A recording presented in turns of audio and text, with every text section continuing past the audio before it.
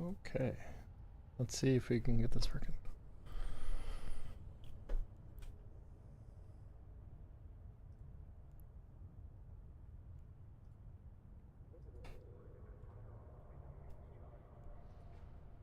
I need to share this, I guess.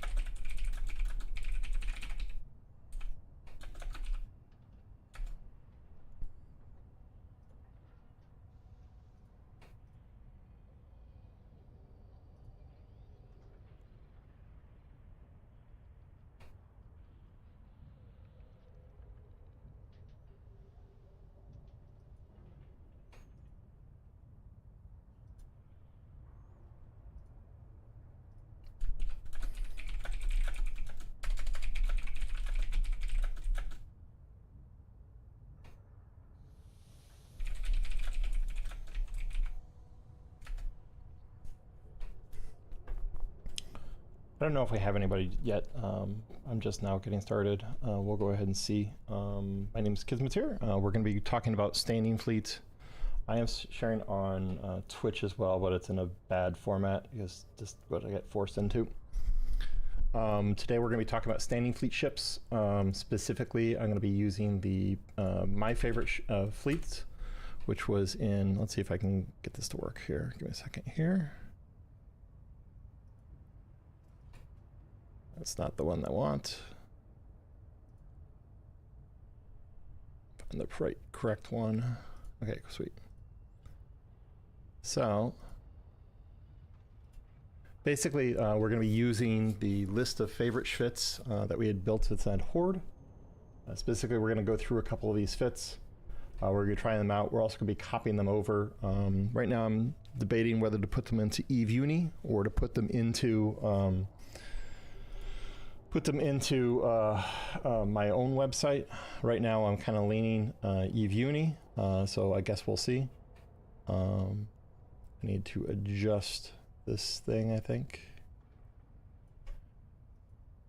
I do need to adjust it. Configure. Yeah, I don't know, doesn't matter. Anyway, so we're gonna be going through these different fits here. We're going to be talking about them. We're going to be looking at things that are required. So this is the Touches Grash's Merlin. We are going to specifically go ahead and start to look through some of these. I'm going to go ahead and export this as an EFT link. And then I'm going to go into game and we'll go ahead and look at it. So this is Touches Grash's Merlin here. Import from thing. We're going to go ahead and do simulate. The nice thing about the Merlin here is that it is pretty beefy for the price. You can see that this thing costs only about 3.5 million. It doesn't do a ton of damage, but it's not there to do a ton of damage. In fact, he has just normal antimatter loaded in it. It doesn't really matter all that much. You can load slightly better ammo. It doesn't matter. It's using T1 guns, which are very inexpensive. We look at the price list here. The high cost is the Web Scrambler. I didn't realize they're up to 1.4 mil, which is pretty good. We're using a medium mixed shield extender here. I'm trying to figure this out, how to do this with Twitch and with YouTube. So my Twitch one might be trash, so I apologize. We are loading with basically a couple T2 modules, and they're in the places where it's going to help the most with a frigate. So specifically, you can go ahead and see let's go ahead and get us at 3.3 top speed, which is really freaking fast. And this is thanks to these nanofibers. Realize that you can go ahead and you could go ahead and try and change these modules to make them slightly better. You can see right now our signature radius is 275. Let me see if I can find my chat here so I can write these down. I do have chats up. So SIG 275, top speed 3.364, and defense 680407. So that's what it was like before we went ahead and get started changing this thing. And we're going to go ahead and do save state here and have simulation history. We're going to go ahead and refit these with two different modules here. One is called an inertial stabilizer, and one is called an overdrive. The nice thing about these two modules is that they have different impacts onto your ship that are not your tank. So you can see that we have a slightly better tank associated with it. We have a slightly worse top speed. I didn't record the align here, but we can go ahead and go back to the previous save state here, and you can see 3.67. So we have a worse align as well. Unfortunately, this also puts us below a 4-second line with your micro warp drive on, but that doesn't really matter all that much. We can test it without the micro warp drive on. And you can see that it's not a huge difference. The top speed difference is a pretty big one, but you can notice that the signature in this thing is 27291. This is because this goes ahead and blooms that sig. So it's not always the best combo, unfortunately. But you know, you get slightly better tank, but you get worse speed, you get worse align, you get worse radius. So it's easier for people to hit you. More damage, the more they hit you, the more damage they're going to go ahead and do to you. So it can go ahead and make it very hard to go ahead and survive in this ship. The Merlin is also one of the first things people tend to shoot because they tend to be pretty paper thin compared to fleet ships. So it can sometimes be a little challenging to go ahead and fly one of these. Okay, let me go ahead and do this. Move this. Okay, cool, sweet. If we go back to our list here, this is a ship that we could consider fitting. If I went ahead and go to open up right here, I can go to multi-fit. Multi-fit allows me to see if I wanted to go ahead and actually buy this ship and try it out.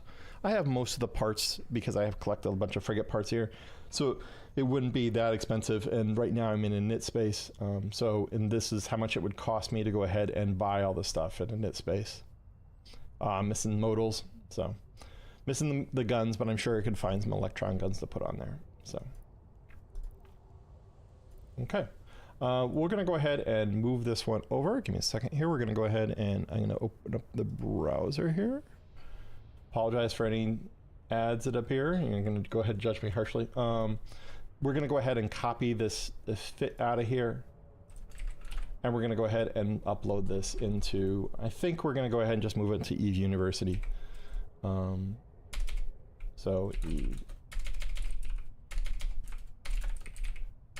Uni. This is one of the things that I had worked on earlier, so we'll just go ahead and sign in here. Give me a second here. I'm going to sign in and hide this for a second.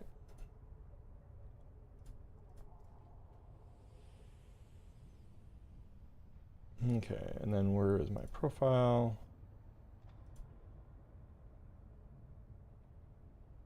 No, I don't even have that on my watch list. Okay, cool. I'm going to go ahead and show screen again. I'm happy to go ahead and take questions about anything you have on these two ships or other PvP ships. We're basically just going to go ahead and go through these fits here. I need to go ahead and make these look better. I haven't done that just yet. And we're going to go ahead and rename this what it is. In this case, this was Touch Crash's Merlin. Let me go ahead and confirm I named these. I did name that. Okay, cool. And then I'm changing the paragraph heading. This is going to be subheading 2, I believe. And then we're going to go ahead and do, I don't know if it's a template or not. No, we don't have a template. I'm guessing there is one. I just don't know what it is. So I'm going to go ahead and insert this as, I think I can change this to code, right? No. Sorry. Code block. There we go. We're going to go ahead and insert this thing.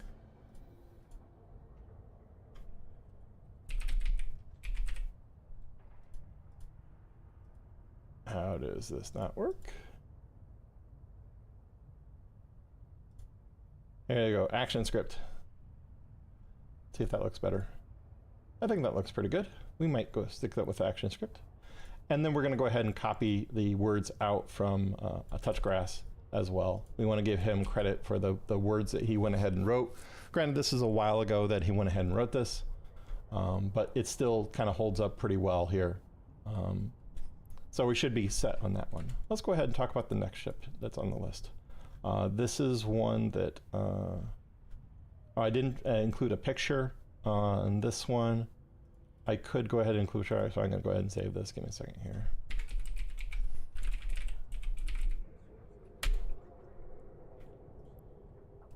And we'll include a picture up here as well. I believe I actually can just do copy picture and then paste it.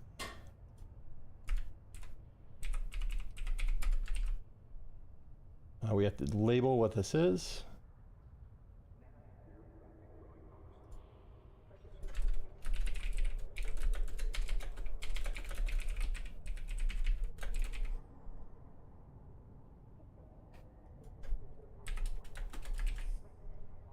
I suppose I should go ahead and make this more clear.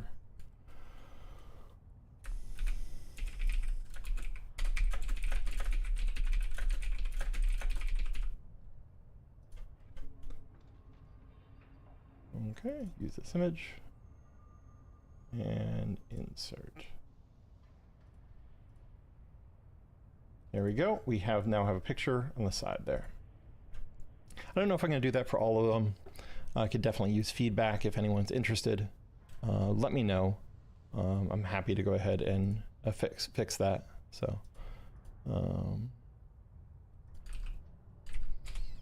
suppose I should go ahead and put this someplace else. Give me a second here.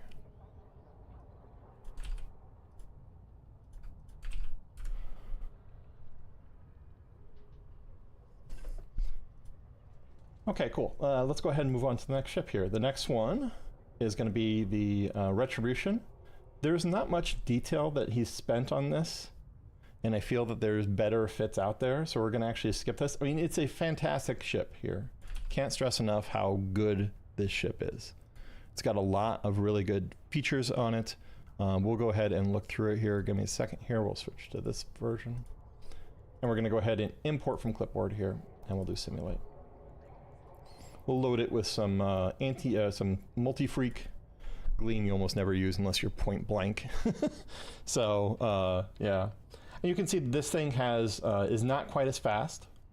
It's got a really amazing tank with as long as the ADC is on. It has a minor hull rep on it as well. We'll put that thing on there, and you can see how much this reps by changing this here. Armor repair rate 34 hit points a second. So you can see that it has 1,500 hit points. So it takes a while it's just to buy you a little bit of buffer and also make sure that you can recharge if you manage to escape a tackler. Align time is sub 3 seconds. This is a really important number. You basically want to make sure that you can warp under a certain amount in a frigate. Specifically, we're trying to go ahead and basically broke below three seconds. If you're warping in under 4 seconds, so if I had 3.01, I would warp at the 4 second mark. That makes it really hard for me to go ahead and keep the ship alive.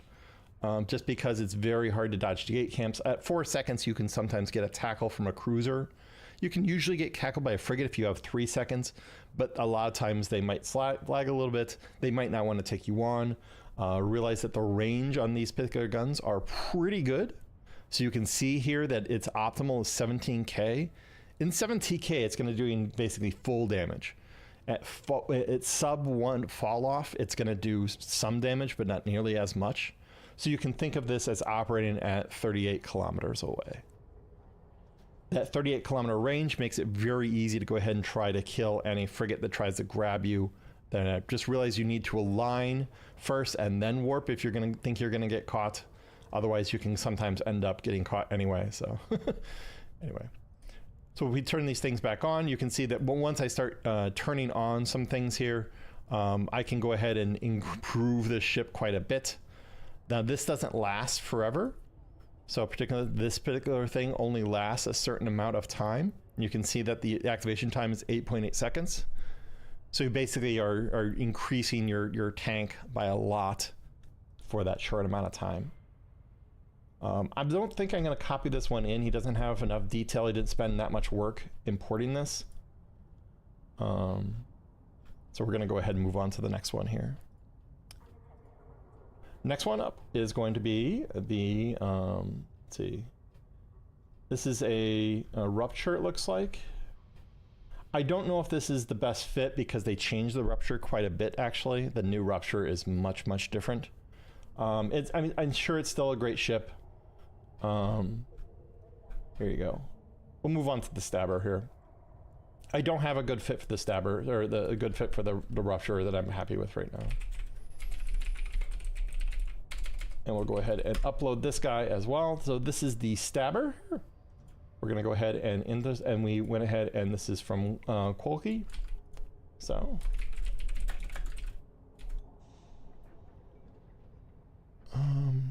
Okay, we're gonna go ahead and import this guy into our browser.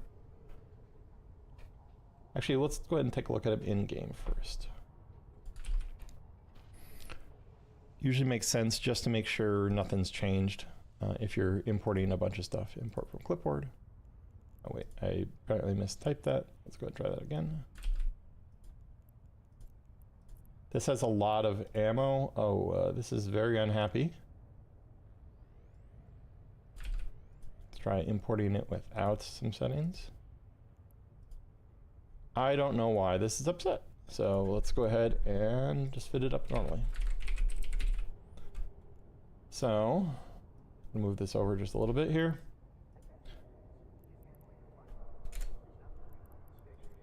And we're gonna go ahead and do simulate shift. Simulate shift. And we'll load the modules manually. So it has 2 gyros, it has 2 tracking enhancers, huge, huge improvement. I cannot stress enough, but I need the tracking enhancer, the low slot. The tank on this thing is a little thin. They're using a cold gas. The reason you use a cold gas is that it's just slightly less capacitor to go ahead and use. I prefer the quad lift personally, but on larger ships, it doesn't really matter all that much. We have a single shield extender. We have a warp disruptor.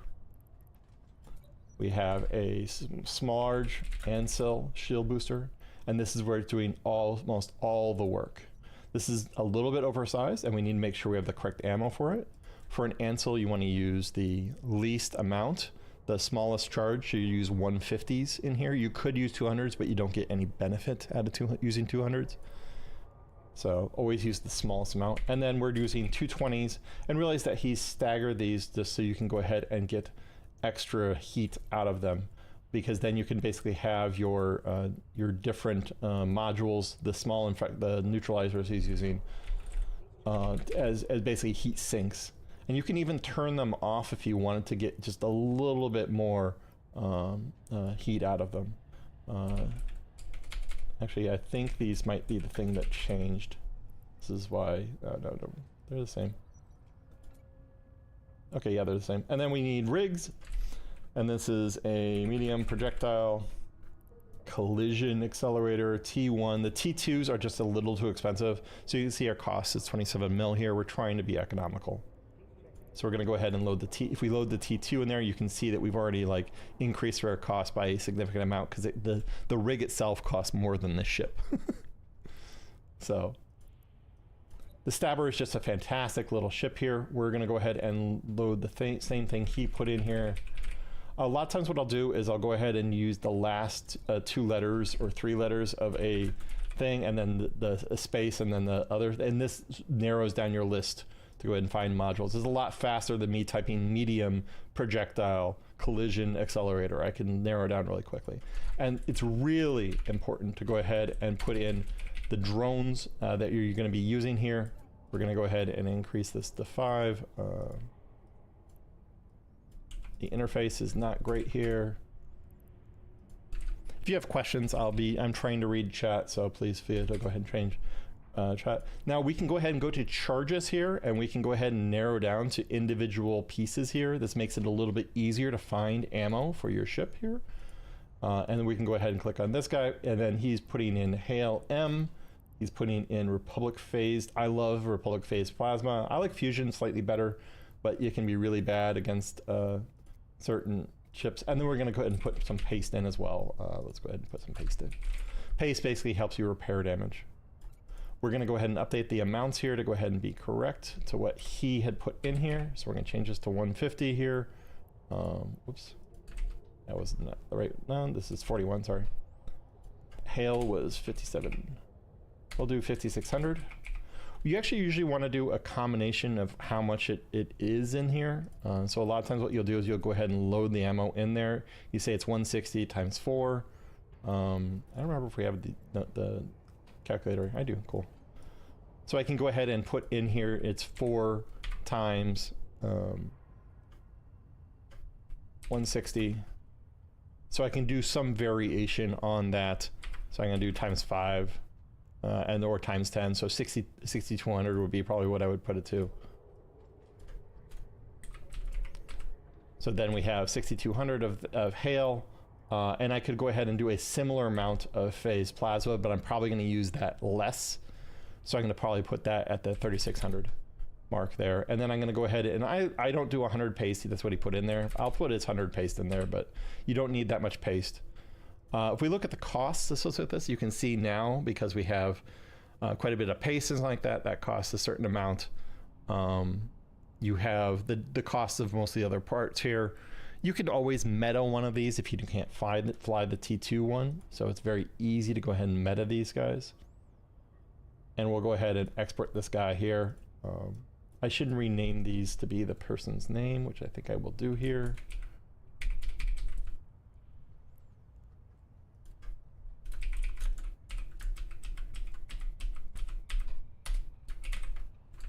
And we're going to go ahead and do copy to clipboard.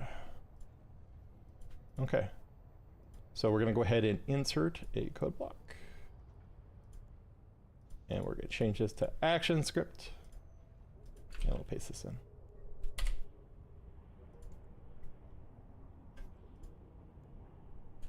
And then we can go ahead and copy in his words associated here.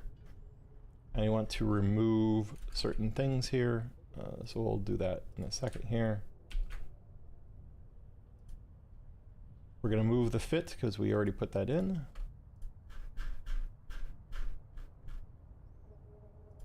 This sometimes get a little mad. This is just a side effect of MediaWiki.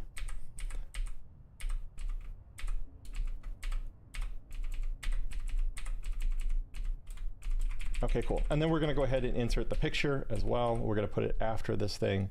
So to do that, we're going to go ahead and we'll grab his original screenshot as well here. This is just going to be to go ahead and make sure that, again, I'm crediting him to what it is. So we're going to upload. This is my own work, even though it's not.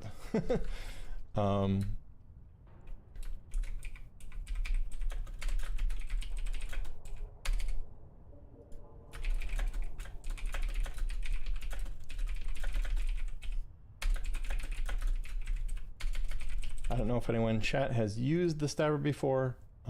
But I think it's a fantastic ship, very inexpensive. Okay, cool.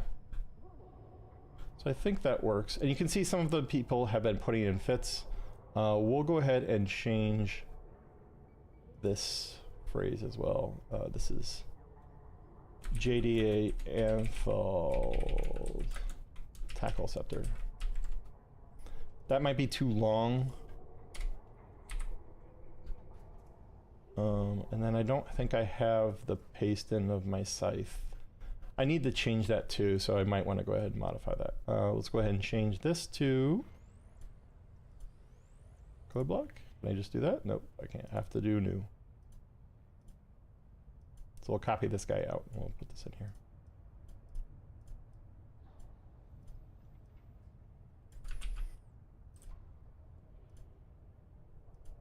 And again, we'll go ahead and stick ActionScript, I guess. I don't know. I just figured it would have the least amount of editing on it. And then the spacing on this is very particular. If you're ever going to have problems, it's going to be spacing related, associated with fits. So you can see this is the format it should be in. So let's confirm that that one works. We'll import that just to make sure that it works. Yeah, it does. Cool. We know what always want to make this, make sure that things work. Okay, cool. And then that's the Merlin. I need to put mine in there. I suppose I should do that now. So the one that I had submitted first was the Scythe. I'm going to do a slightly modified version of it now, which I'll go ahead and do right now. This is the version that I've been using right now for this, the Scythe. And I'm going to go ahead and do copy to clipboard.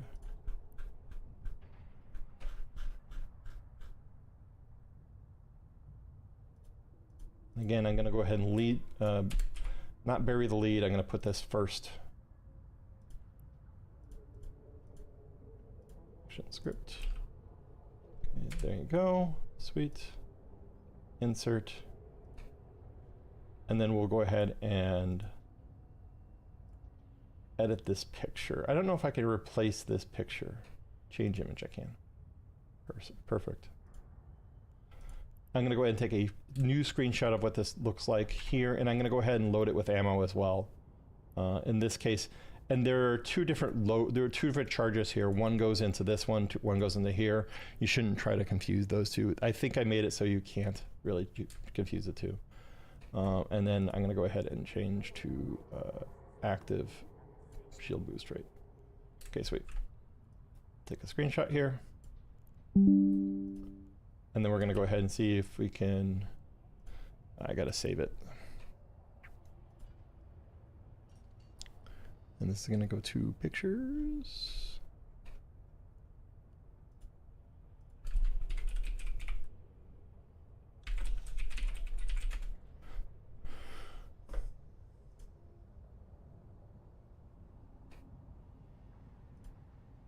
Don't judge me too harshly here. Hopefully I don't have anything crazy showing up here.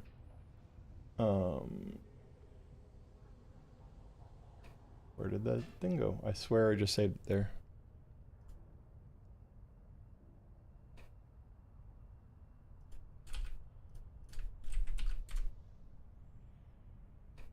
Oh, there it is. Okay, sweet.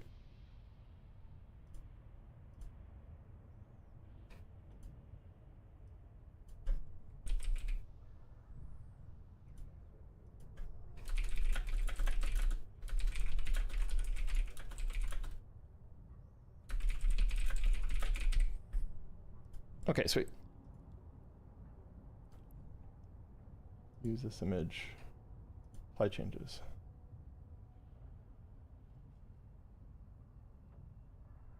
Okay, sweet. There are some formatting problems here I'm noticing.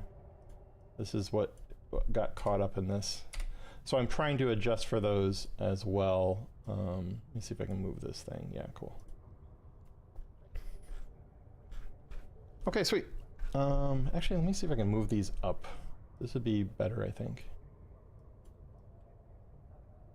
Can I attach it to here? No, I can't. It'd be ideal to put it on the right side of this code block, because this code block doesn't need to be full size. But I don't think I have the option in MediaWiki to do that. Yeah, and then we'll... And then I have extra, like, things in here.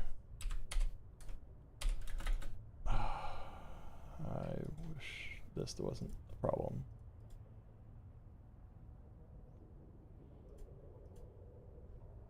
I suppose I should clean up there. Well, at least you know that it isn't AI written for the most part.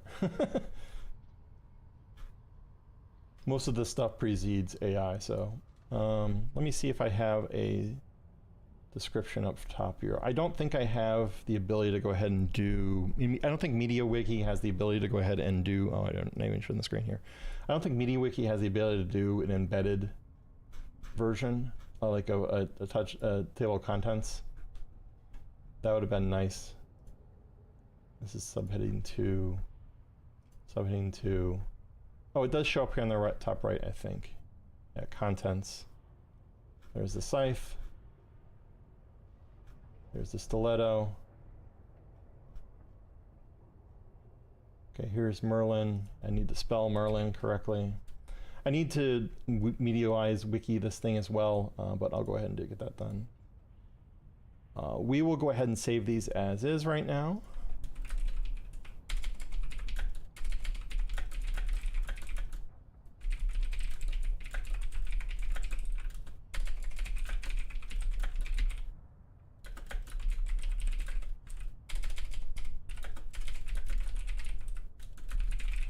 The Stavros, Scythe, and Merlin are basically ones you would expect in almost every single standing fleet out there. So, okay, sweet. So these are showing up here, which is fantastic. Oh, I need to update this. I need to edit again. I need to go to the top to edit. And we'll keep on going. Again, I would love for questions about this stuff. It's just very hard to get people to talk on YouTube. And my Twitch stuff is going to be pretty quiet, I'm sure, because I'm displaying the wrong format of stuff. Okay, yeah, nothing. And this was cookies. Oops.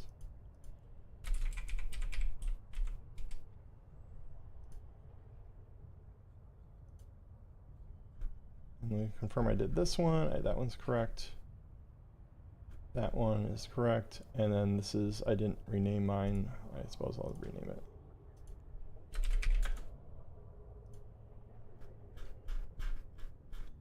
Okay, sweet. Let's go ahead and go on to the next one. Next ship, Bifrost. Amazing, amazing ship. I think this might break the rules of my original ask. I basically said I want it to be 3-month train. I don't think this is a 3-month train. I think it requires quite a bit more. You notice that it uses command burst. Command use is a little bit more, but it's really strong. I really want to include it, so I think I might do that. So we'll go ahead and do this one. It doesn't fit the theme, but that's fine. And this is Bifrost from Durham. We're going to go initially go ahead and include the fit. Do that first. I suppose I should start to insert these in an order that makes sense as well. If you have a suggestion on how to fit these, I would love to see it. If you have suggestions on how to insert these or arrange these in a way that makes sense. Right now I'm doing it this is chronological order, which is not the best. So let's go ahead and import this fit and take a look at it. I will move to this version with browser off. Okay, cool. So we're going to go ahead and load this simulator. Now realize that this one does not have any guns. This is mainly used to go ahead and increase the effectiveness of your other ships on this thing. We don't really have much in the way of power grid and CPU to go ahead and fit guns on here. You'll point out that this thing does use rockets. So in theory, we could go ahead and fit some rockets on here. Let's go ahead and see if we can fit some rockets on here. We'll go ahead and see. I don't know if a T2 is going to fit. Yeah, it's not enough. We might have to go with Arby's. Arby's not enough. It has really tight CPU. We could go ahead and meta this a little bit and like change this one to a variation. We'll go ahead and try that. There you go. We can get a one rocket on. Let's see if we can get a second rocket on. I'd have to this is already Republic fleet, so there's not much there. I would have to go ahead and lower one of these things. This is most likely the only one I probably could do. And this would, I'd do the faint scoped, I think. And that gets me to, you know, I can get 2 rockets on there. Just realize that the rocket damage on these is going to be really, really low.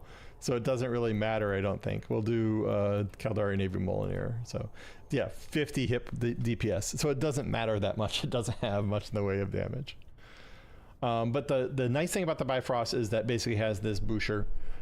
This is what they call the micro jump field generator. It's called a Boucher. This allows you to go ahead and basically teleport people forward into the in the battlefield. It allows you to go ahead and get on top of people. The advantage of getting on top of people is it allows your entire fleet to go with you. The thing is that you need to basically treat this as like a big tackler, and you can see that there's a small command processor on here. I'm not sure I agree with this for standing fleet. I think just 1 link might be enough. You know, it doesn't really fit within the theme. I might just not copy this one over. I'm sorry if you want to copy this over.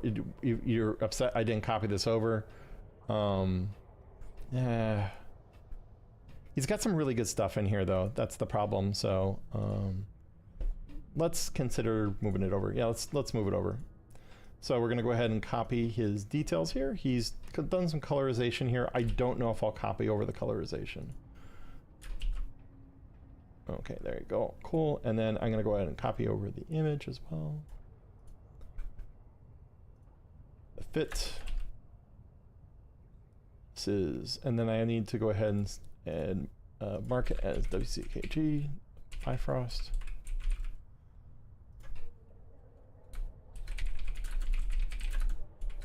I need to switch to browser version. Again, I'm happy to answer questions about ships that I'm talking about or other ships if you have questions about them. This is work I need to get done anyway, and then talking about the ships can hopefully help somebody. I think that might be useful. And we're going to use this image. We'll do an insert here. Cool. We're going to go ahead and tighten up his formatting here just a little bit. Realize that this is designed to go ahead and very easily make it easy to figure out what you can go ahead and fly or not. There's a lot of good spaceships out there. The problem is that people get wrapped up on the axle. They go ahead and don't know exactly what they need to be doing, stuff like that. So we basically broke it out to, you know, we went ahead and made it very easy for people to go ahead and find a ship that works for them. Let's see if I can get this to work here. I think if I do this, I do 2. Nope, it just does it on the 1. That's annoying. This is a MediaWikiism right here. There you go, cool. Okay, sweet. So we have this copied in here. Once we update, it'll update this left-hand side as long as we change the subheading to, there you go, cool. Let's go to the next ship. Next up, we have the Scimitar. This again breaks the mold of what I wanted out of this, but again, it's just so strong and useful in standing fleet. I think I'm gonna discard this one. You know, I already did the Bifrost one just because it's so useful, but that one I'm gonna leave out. So this is a fun one. This is one by Junkie One. He has flown this somewhat. This is designed for basically close fleet battles. It has just maximum blasters, so it's really good at blastering things down. We'll go ahead and copy this guy over for sure. And this is, I'm copying people's names so I type it correctly, so. Oh, this is, sorry, Vexer. And we'll go ahead and do 782. The reason I did this one and I didn't do this one is that he put quite a bit of work in putting how to fly it. So it's important you're able to fly it. And then, by the way, Bifrosts are currently allowed inside inside ESS now, so it makes a big difference. I need to modify his thing that it can be flown. That's the problem, is that it's really hard to maintain a lot of this stuff. He did not include the fit other than in text, so we'll have to go ahead and build the fit ship. So let's go ahead and do this one. So this is going to be the Vexor.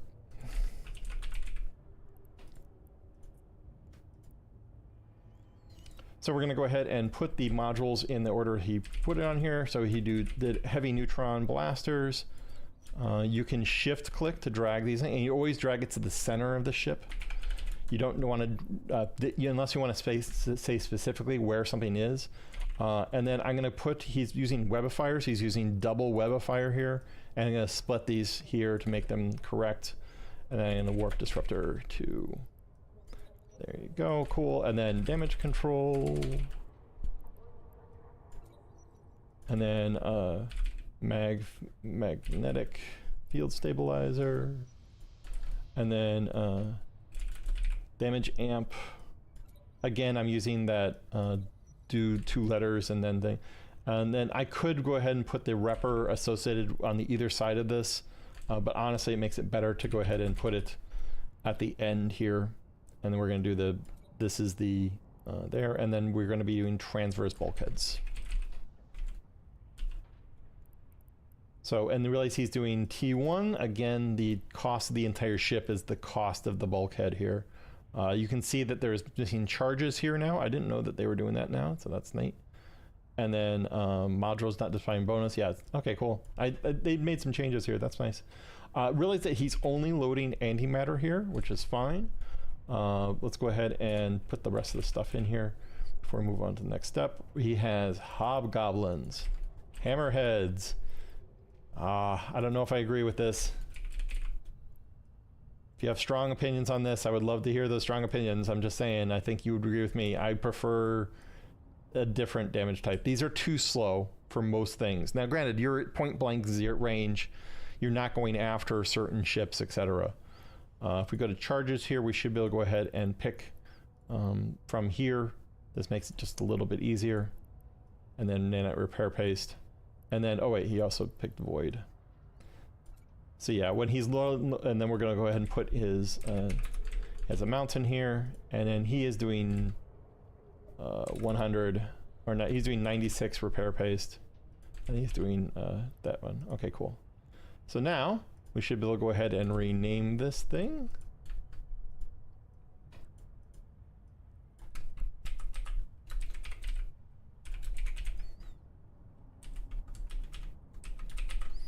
The Junkie One Vexor, we'll go ahead and copy this to clipboard, and we'll go ahead and insert this into as code block. Oh, it didn't change it. That's annoying that it does that. Okay, so this is Junkie Ones.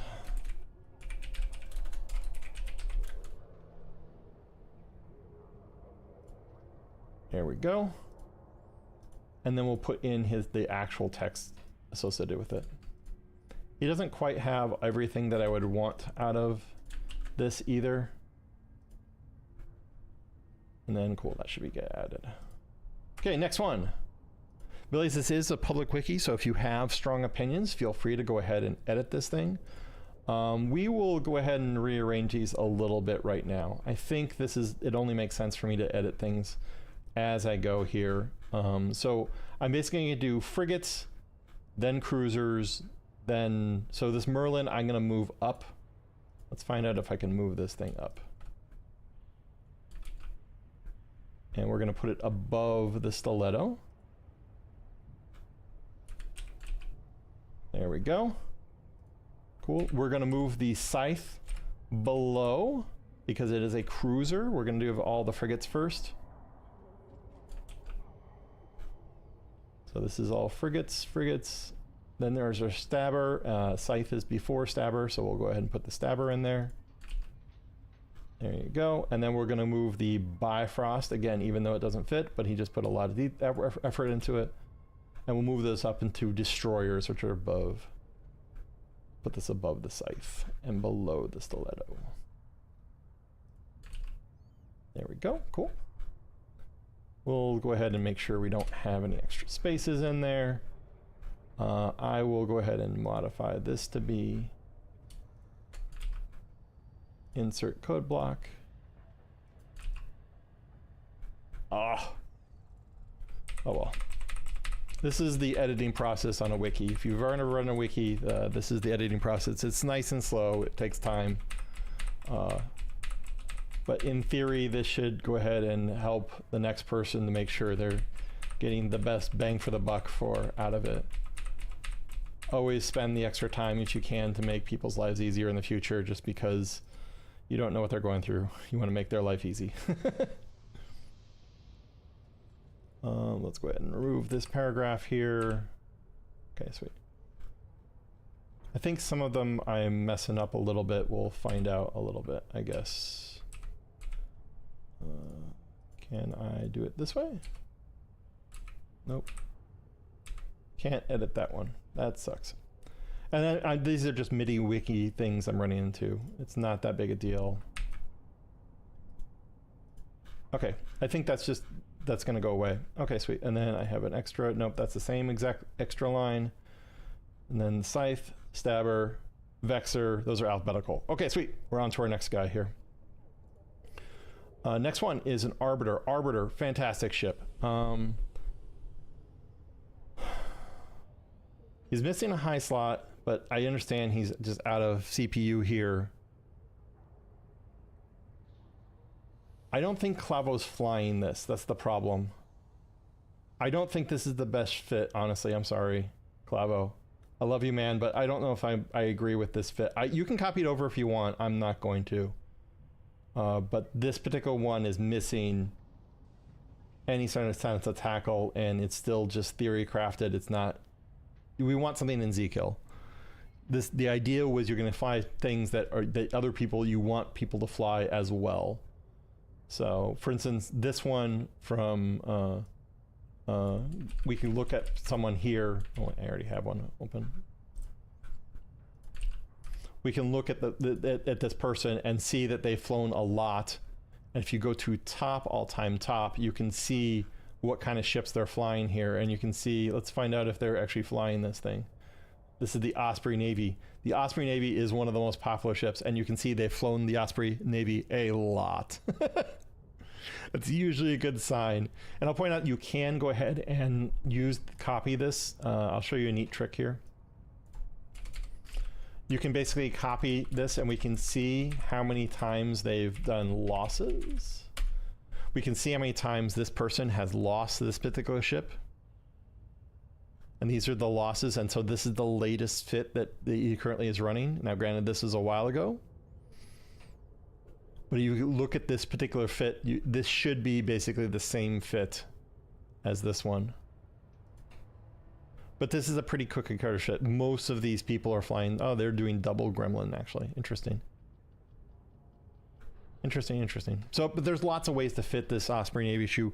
I'm hoping by putting it on the Eve Uni, I can go ahead and have other people start to modify some of these a little bit and improve them. And again, we'll go ahead and copy over certain things. Let me go ahead and import this thing. Import. Okay, cool. This is the fit that they decided to go with here. You see that they have a Drone Link augmenter in there. It looks like they've moved to a second Gremlin at this point, not the Drone Link augmenter. But it doesn't really matter all that much. They have a bunch of extra stuff in here to go ahead and change out different things. This is designed for when you're in the field. Now realize it does cost a little bit more money. You can see this is getting quite a bit expensive, but you're already spending 43 mil on a ship. So you could go ahead and drop these to T2s. The easy way to go ahead and do that, you can go to show info variations, and we could change these to, you know, these if we're worried about fitting. We could, but the T2s are most likely the better solution. You need Shield Upgrades 5. Shield Upgrade 5 is just like a required one that you definitely want to have anyway. So So you might want to rearrange these so you can take the heat in certain places as well. Right now, this is kind of a wasted heat island. You want to have kind of a spacing, like the micro drive you want on an end usually, for instance. So just realize the game is really bad about setting some of these up from time to time. If we actually load some of the ammo that they've chosen the light here. You can see it's showing 344 DPS. The range on this is 51 kilometers. It's really, really good.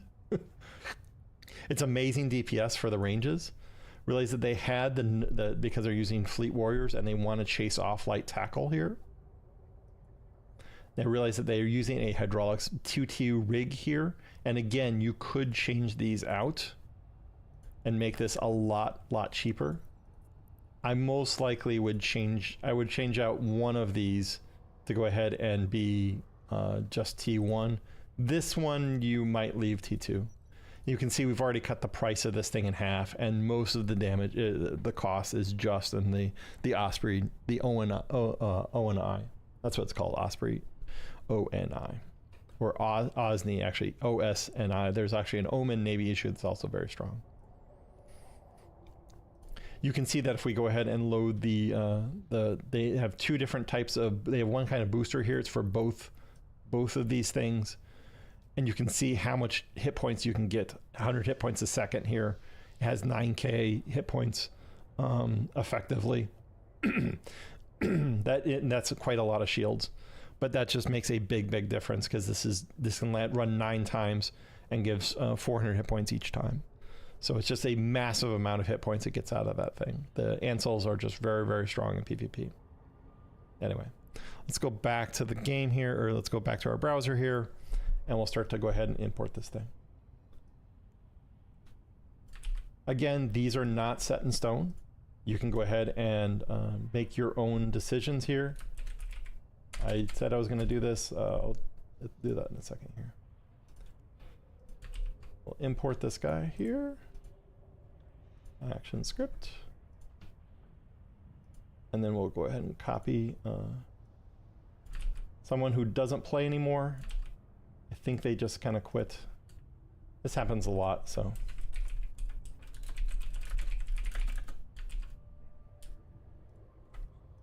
And we'll change the subheading too. Okay, sweet. Oh, and I want to, that works. Okay, then underneath here, we're gonna go ahead and insert the rest of the owl here. Again, they put a lot of detail in the actual writing of this, which I really appreciate. Someone spent time and effort to go ahead and, say this is how you should fly it. There's a lot of great,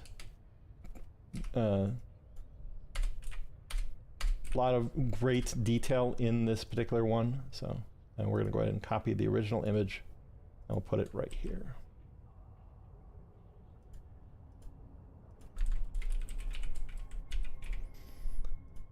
This is the Horde standing favorites. Sweet, and we'll insert that guy. So in this case, they're saying it's 150 minute, and then I'm going to put an editor's note.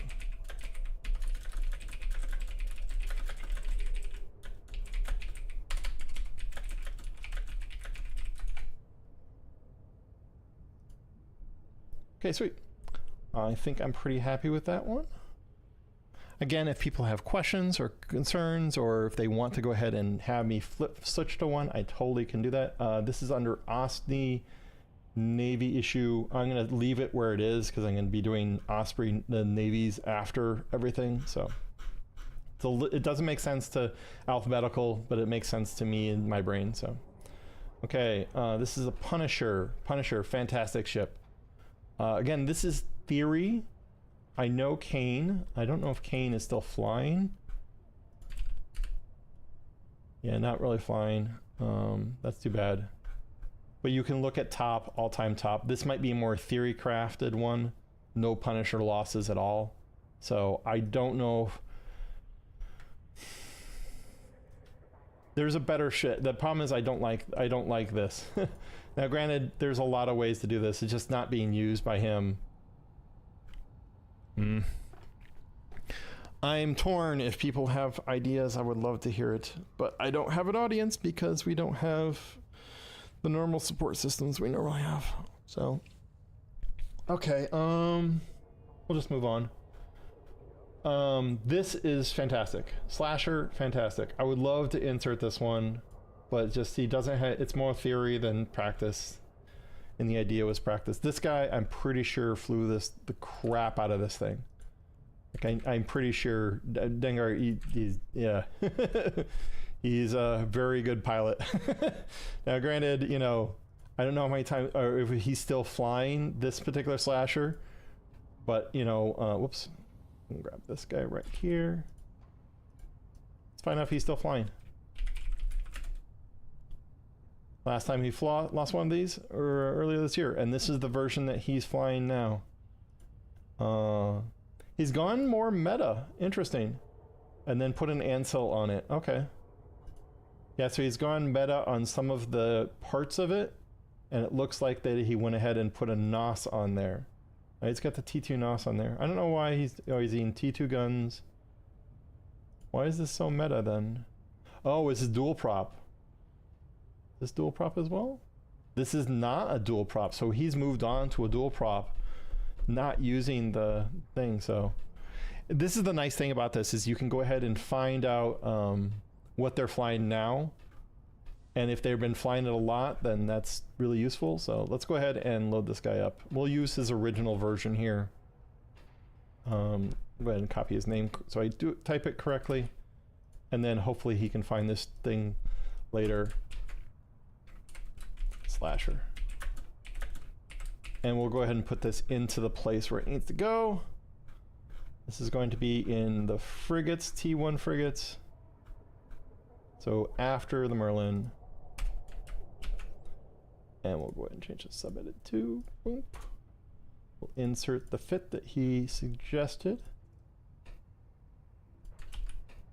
Other people have fits they want.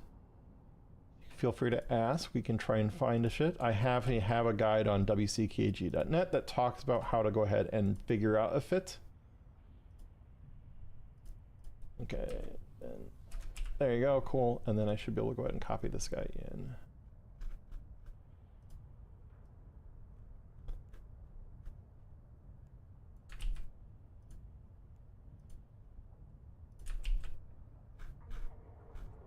Okay, I need to insert a couple links that he put in here.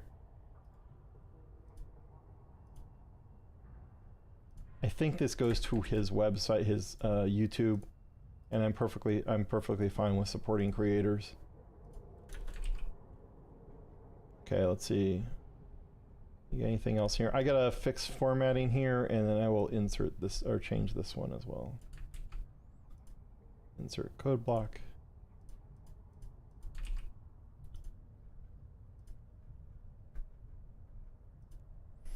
He's got some really good skills in here too.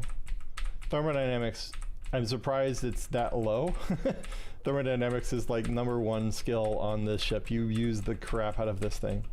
But fuel conservation actually is really strong as well. I can't stress enough, because you end up, when you go into warp, you use a certain amount of, it's a rank 1 skill, so it's very easy to train. The nice thing is that it allows you to go ahead and land on the field with just more capacitor than other people.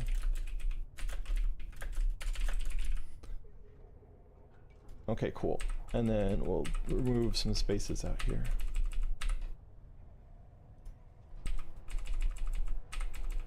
He's got some really good detail on flying this as well. I can't stress enough how good he is at flying this ship in particular. I think I don't know if I showed it earlier, but I will go through that. His ammo choice, really good detail there.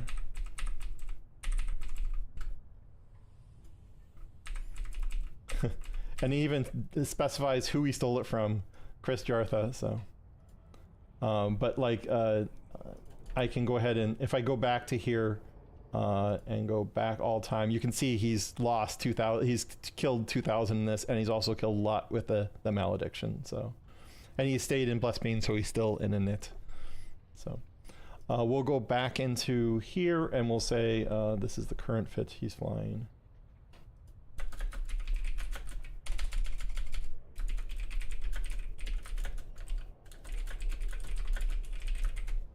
And we'll go ahead and update that he has a new fit going on. Okay, sweet. Malediction. I had stolen this one from Dave 911. Dave 911 is one of the better PvP players out there, in my opinion. He is good at tackling. Oh, I forgot to grab the thing.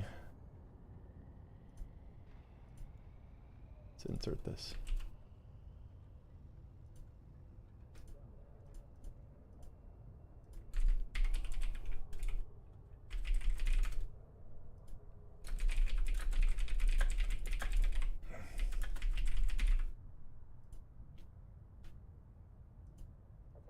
Okay, insert. Cool.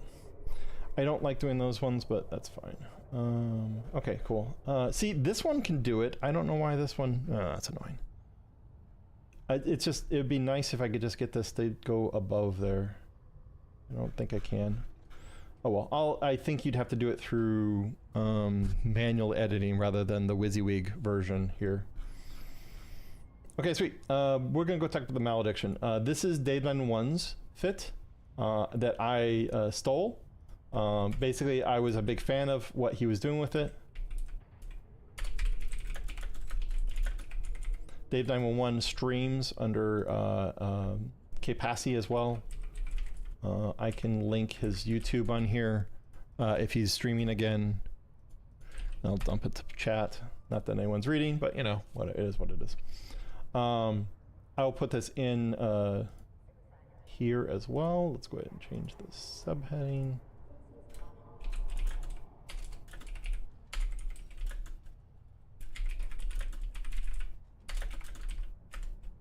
And I'm going to go ahead and first put the fit in. Insert.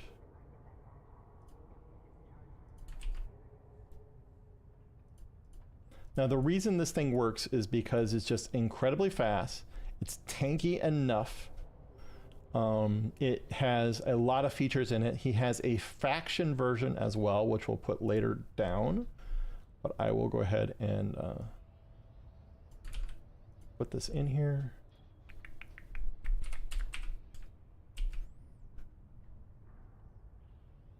Okay, cool.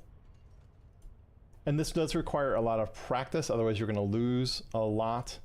And then this is the faction one. Okay. And then I'm going to go, I think I'm going to just do the separate one for his faction one. Yeah, I'll do that. Great. Do that.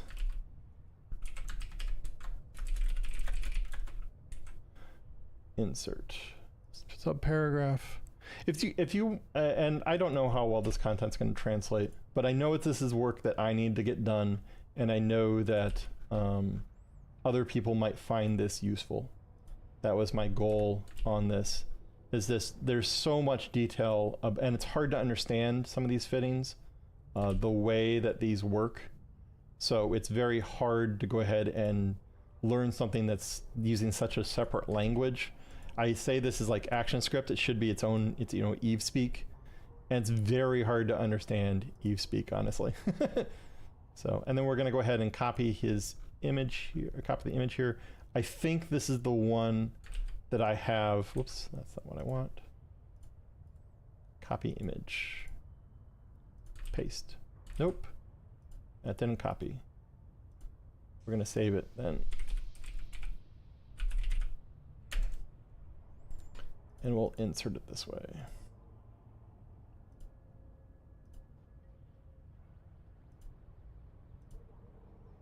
This is under pictures.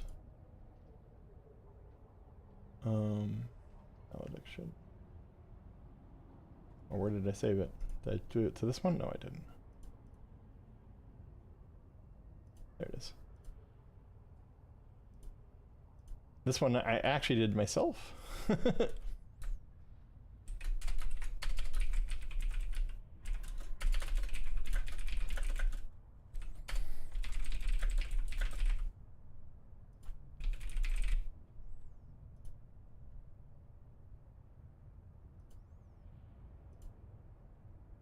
Okay, there's that one, and then let's go ahead and find the faction one. Oh, that's, did I put that in the right place?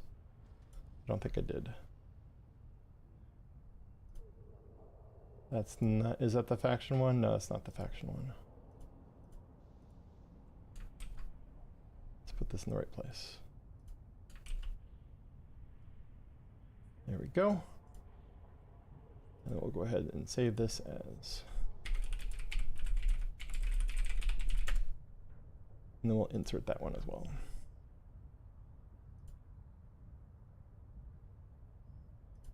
He's using a lot of drugs and implants associated with finding this, so. And you need that to go ahead and survive, basically.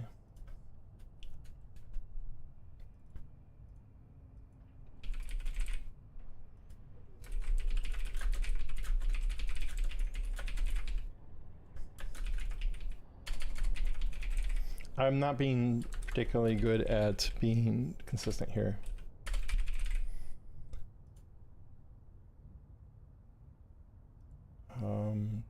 Is this not the right one? Oh, you're right. That is the right one. That is the wrong one. Okay.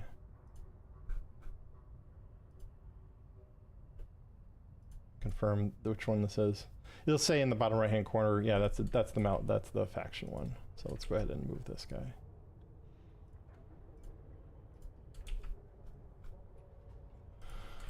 Okay, let's try this again.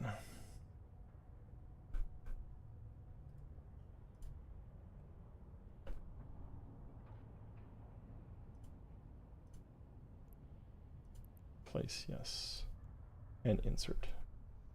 I know, super exciting for this part.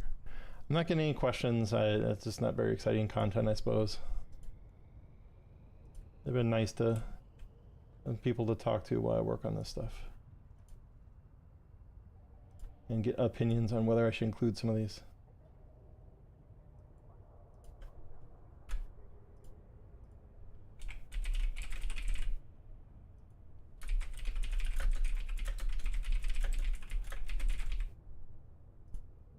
Okay, use this image. Insert. Perfect. Okay, cool. And the cost difference between these is just absolutely massive. The T2 version, the faction fit one, is just really expensive. This is 230, and I'll point out that he usually abyssals the crap out of this. And in half the modules will be abyssaled, but they'll be the faction abyssal modules. Sometimes he'll use crappy ones, and sometimes he'll use really good ones. So, okay, cool. I'm gonna go ahead and save.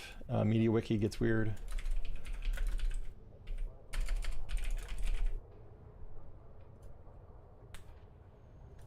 Okay, and then I have to do some math. So let's go ahead and do math. Okay, cool. So we have frigates, we have T2 frigates, and then we have blingy stuff. So we have, and then there's the Stiletto, Bifrost. Okay, I'm happy with that order. Okay, sweet. Let's keep going here. He's got two different fits here for the Tristan. I know Arthur well, and he's got some good detail in here, especially associated with the kiting. So I'm going to go ahead and load both of these in here. Export EFT. That doesn't include ammo, does it? Doesn't have the signal jack when I do an export of that version. The DNA definitely doesn't work. ESI link definitely doesn't work. In-game link, I think I can do this one. This will make my life easier, so.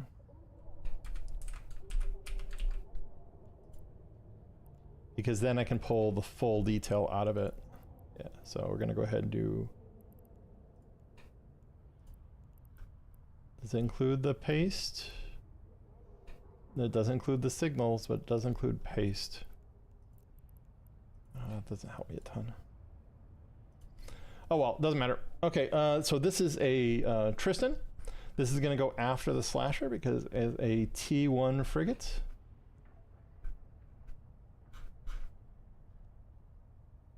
I might need to break these up a little bit.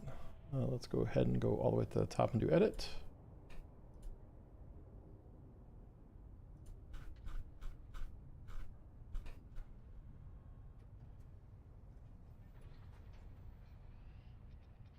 And this is going before this one right here. Okay, cool.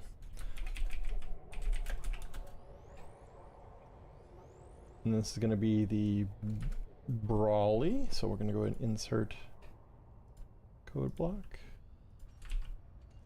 The Tristan is really nice because it just has a massive amount of hit points. Its drones are really strong. This particular one is the Kitey one. So we're going to go ahead and mark it as such. Let me go ahead and put Arthur's name in here correctly so he can take the credit that is deserved him.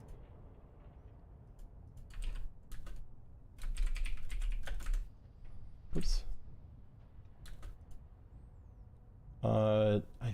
I think I renamed those, and then we'll put the other one in there as well. Again, I'm going to do the in-game link. I think he has null and void here. We'll find out. Export EFT. Yeah, see, it doesn't include the ammo, which is frustrating. Okay, cool. We'll just do the in-game link. If you paste this into Notepad, it makes it very easy to go ahead and paste in people's fits. So, and we'll do simulate, and then we can do save fitting. There you go, cool. Copy to clipboard. This is why it's important to go ahead and again make people's lives easier, because this is just overwhelming. And then we'll paste this in as insert code block action script, and we'll go ahead and put in Arthur's name in here again.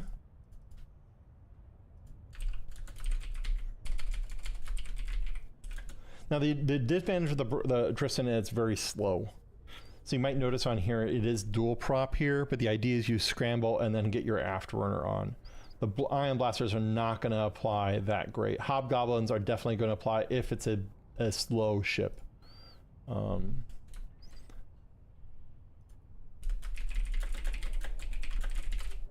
ahead and change his type here.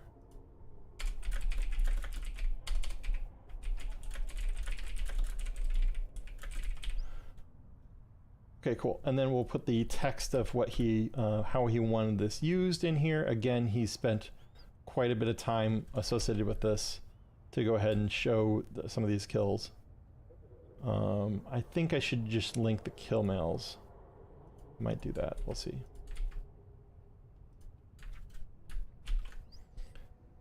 Okay, sweet. And then I'll put this kill mail in there. Perfect.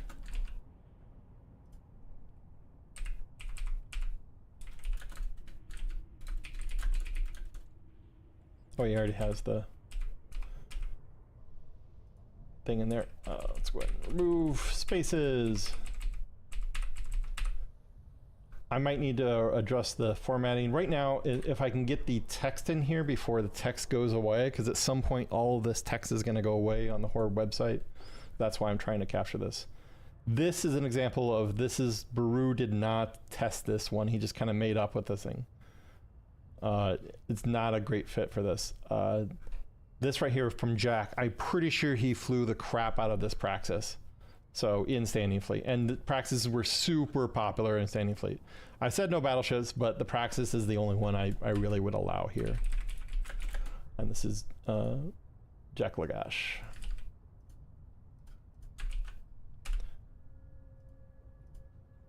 Insert or paragraph, subheading 2.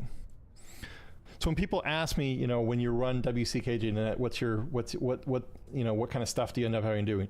This is the kind of crap I end up having to do day in, day out, is just editing text and kind of, you know, figure out what needs to go where, etc. So it is not super exciting.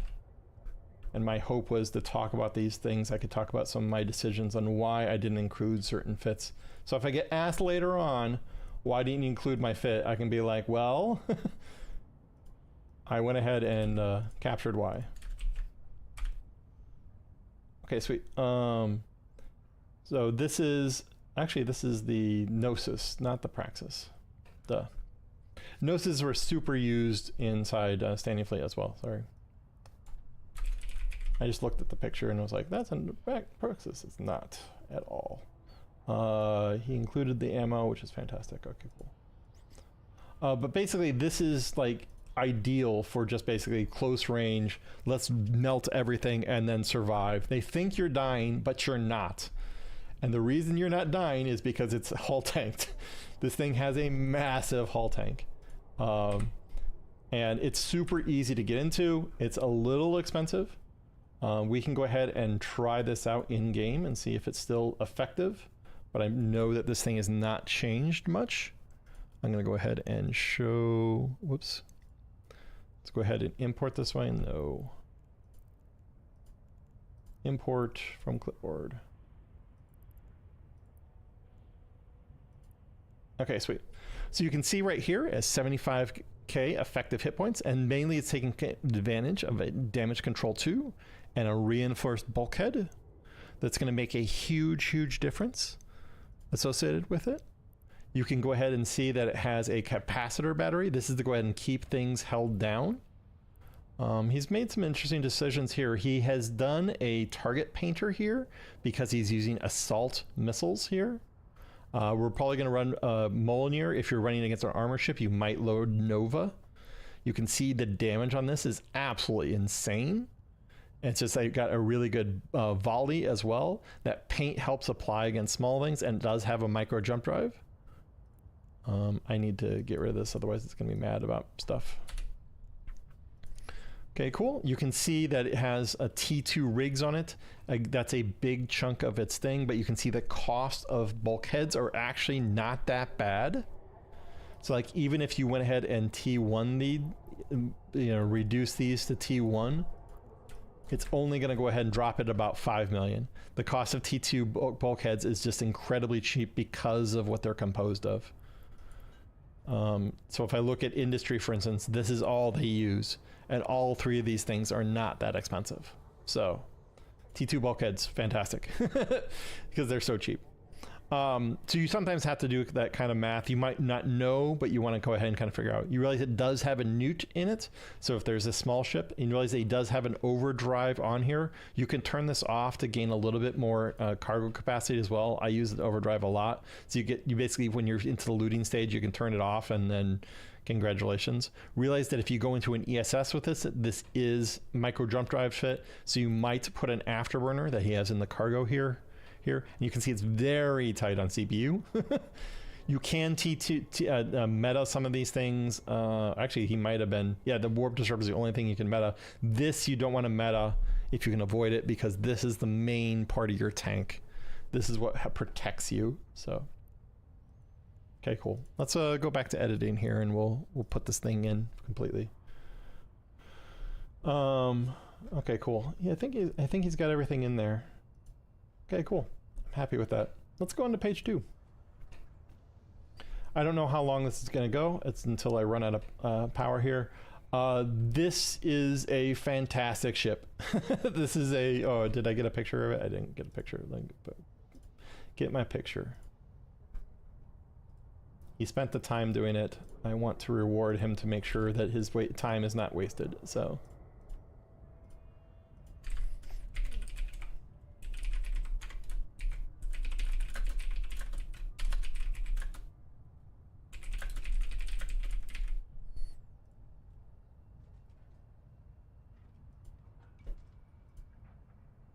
Okay, sweet. Let's go back. So this is a Blackbird. The Blackbird is fantastic because it stops people from being able to lock things. However, you have to be very fast in changing the modules to match the ship that you're trying to kill. If you don't change it, it can be very difficult. And this has more to do with how ECM works. Whoops. Go ahead and insert code block. Once you jam someone with ECM, they are not allowed to target anyone else. The advantage of doing that is that it allows you to go ahead and prevent them from killing anyone else. Let's go ahead and grab all of this. I don't think some of it will come through. I'm going to purposely leave some of it off. I should go ahead and clean some other parts of this up, and I will try to here. I'm trying to avoid putting the current costs of things in there. Okay, cool. Upload.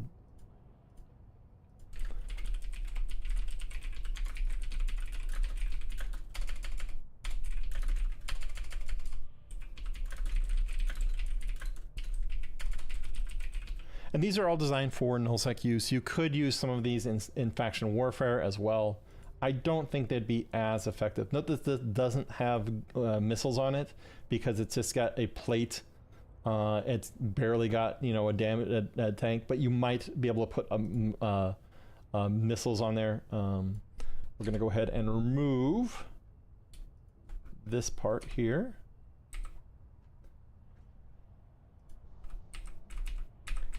And I know that he used the crap out of this for a while and really had narrowed it down. We also have a Celestis in here as well. I think it's one of the best ones for a standing fleet just because it's so strong. He talks a little bit about how to pick your jams. There's a huge trick about that, is that the color of the background of the ship indicates what kind of ship it is. I'll show this in game just because it's a huge tip. Let's go ahead and close everything out here, and then we'll undock my stupid little Eris here, and we'll look at some ships here and figure out what kind of ships they are. I'm going to change to a friendly only overview here, and just so I can, and this is real live intel, I apologize. Go ahead and change this to rookie chat, I guess. So if you like look at this ship right here, you can see this picture. You can see this is blue. This is a Caldari ship because it's blue. You see this Armageddon here? This is yellow, so this is a yellow thing. Now realize I am colorblind, so I definitely struggle with some of these here. Like this is supposed to be green. I struggle to go ahead and tell them apart. So I have like a thing written down in here to go ahead and keep track of your jams here. So you can see this is the yeah, Amara is yellow, Caldari is blue. I can see the blue and green, and then the what should we call it, the Minmatar and Galante I can't tell apart from the picture, so I don't remember which one's Ladar, which one's green. And it has to do with this right here is a red jam. This is a green jam. I struggle to tell those apart. This is a blue jam. Actually, the blue and the green look almost exactly the same to me. And then this is yellow. So the picture has to match the ship. So if you look at this particular, this Paladin here, it has a yellow background on this little section right here. That's how you can tell. And when you lock it up, you'll also go ahead and show you what it is. So if I go ahead and warp over here, I don't have anything to warp to here. So anyway, doesn't matter. But that's kind of how you go ahead and figure out jams. Okay, cool. Let's go back to editing here. I think I have everything else in here for the Blackbird. Let me go ahead and put aside, give him the name here as well, and insert subheading 2. Okay, sweet. I think that's set. Let's go to our next ship. Did that for Jack as well? I think I did. Okay, cool, I did.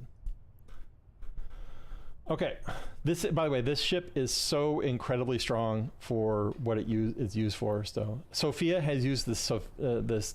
There's a ton of detail on this here, on the Stiletto. We do have multiple Stiletto ship fits here. We are going to be adding both of them because they are used slightly differently. And again, there's so much detail in there that went into how to use it. So. Confirm this. It is the other one. This is the, oh wait, that's the wrong one, sorry. Double, is this the same fit? He's using guns versus a probe launcher offline. Yeah, different fit. So Okay, yeah, we'll go ahead and include, we're going to include both here.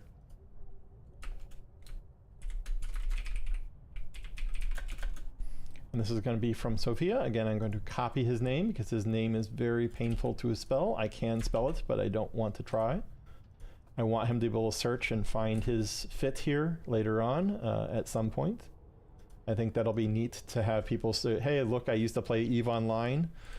Here is the shit fit I used to fly. So we're going to insert this guy here.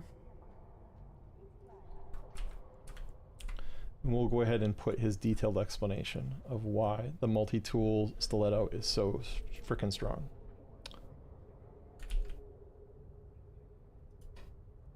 He says the malediction is stronger. I feel that it is kind of a push. I feel the stiletto is better at grabbing initial tackles. Malediction is better at holding it down, so. But it is still very, very strong. So, okay, cool. And then this is the multi-tool stiletto. We're gonna get rid of this section here. Oops. Oh, this is the level 4 fitting skills version. And I'll move this one up. Again, I'm happy to answer questions if people have them. If I have anyone watching that is not just AFKing to watch my stuff to give me views, I appreciate it. I'm still debating on how I'm going to do this long term, just because it's hard for me to go ahead and find a way to stream content where people can just ask random questions. I'm much more into the let people talk to professionals for a while kind of person, just because I can feel it can be so much stronger on them learning. So let's go ahead and insert his picture as well. You can see he has an offline probe launcher. This is incredibly useful.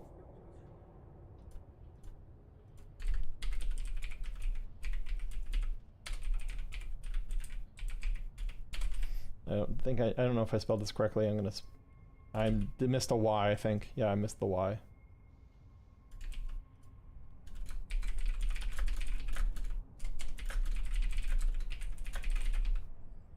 There are other websites or pages in the Pandemic Core website. Where is Gobbins? This is a good question. I believe that he has won EVE, is not playing as much.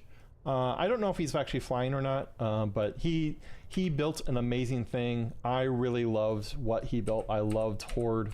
I am sad Horde has collapsed, but I understand everyone deserves to take a vacation. Everyone learns deserves the ability to go ahead and retire. So, and maybe it's a lot of work to run an alliance. I can't, especially one as large as Horde.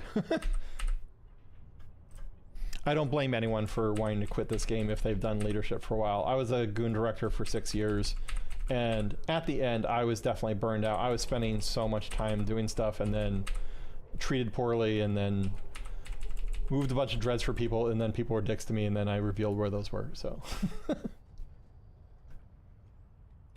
Okay, cool. And then sadly, the other person who did the work on that is unfortunately passed away.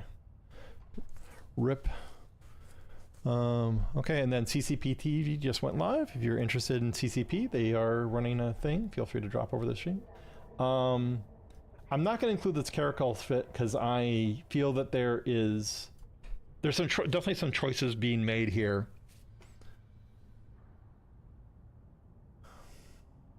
He just doesn't have enough detail for me to put it in there safely.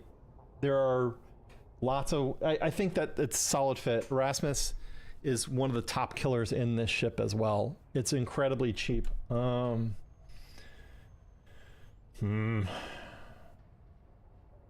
debating whether I want to put this in or not. I guess I will. Let's import this thing so I can get a screenshot.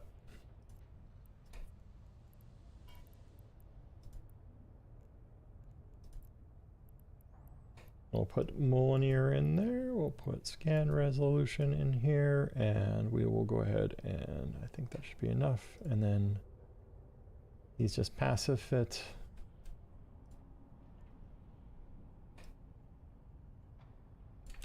and note that he's AB fit from the start as well. So this is after Blackbird, before Scythe.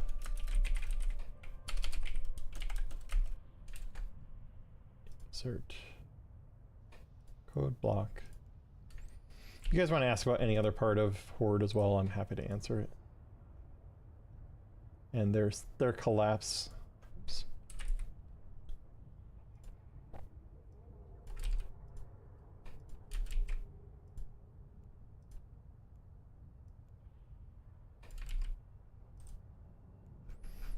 Did I do that for... I didn't do this for Renee's. Again, I want people to get the credit they deserve on doing edits.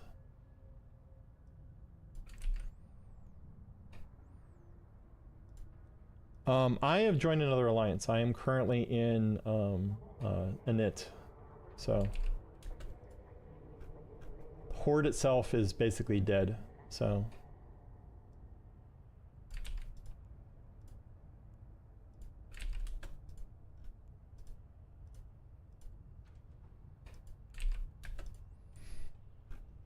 I'll point out that Horde Inc.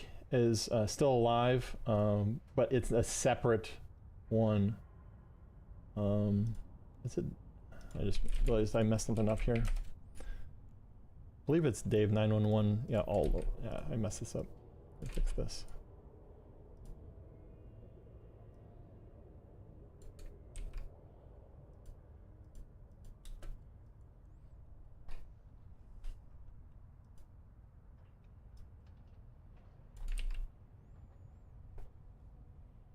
Yeah, I still have it labeled Pandemic Horde. I had tried to change it in Streamlabs, but Streamlabs did not seem to like that.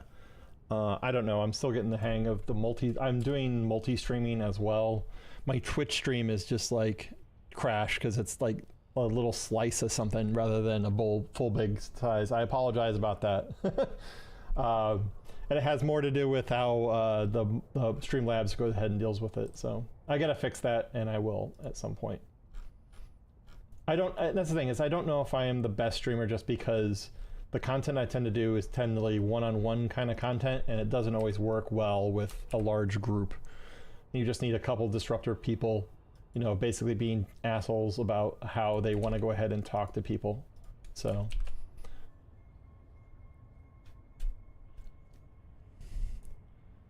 yeah, I actually prefer YouTube at this point because I'm YouTube Premium. It's one of the best investments I made, and also I get no lab ads, and I just pay once, and I don't have to pay per channel for every supporter, and then I can just give them people direct money where they take less money out. If I like a person, then I will go ahead and just give them money direct. We have another Osprey Navy. This one is with that double neutralizer. Again, he put some work in here, so I will put Lewis's one in here as well. We'll have multiples of certain ships here. So we're going down to the Osprey Navy. This is going to be after his. And this is going to be Lewis. There are so many different fittings for the Osprey Navy. So just a fantastic ship. And there's so many different ways to fly it as well. And you see he's using somewhat different fits. Code block.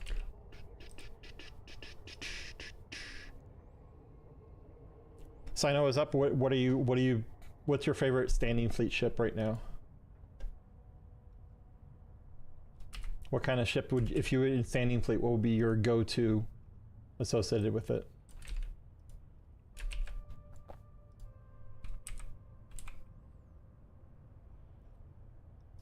I love to hear what people actually like flying. I still really love the Mollis. I still really love. I'll just fly the Eris every single day if I given the chance.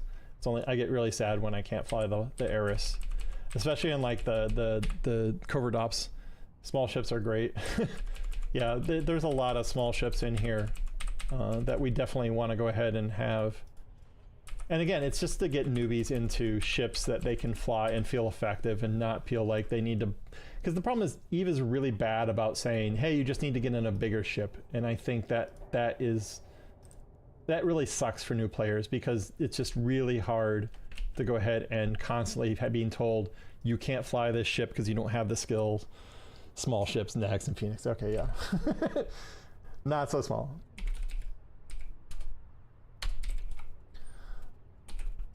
This is the Osni 2.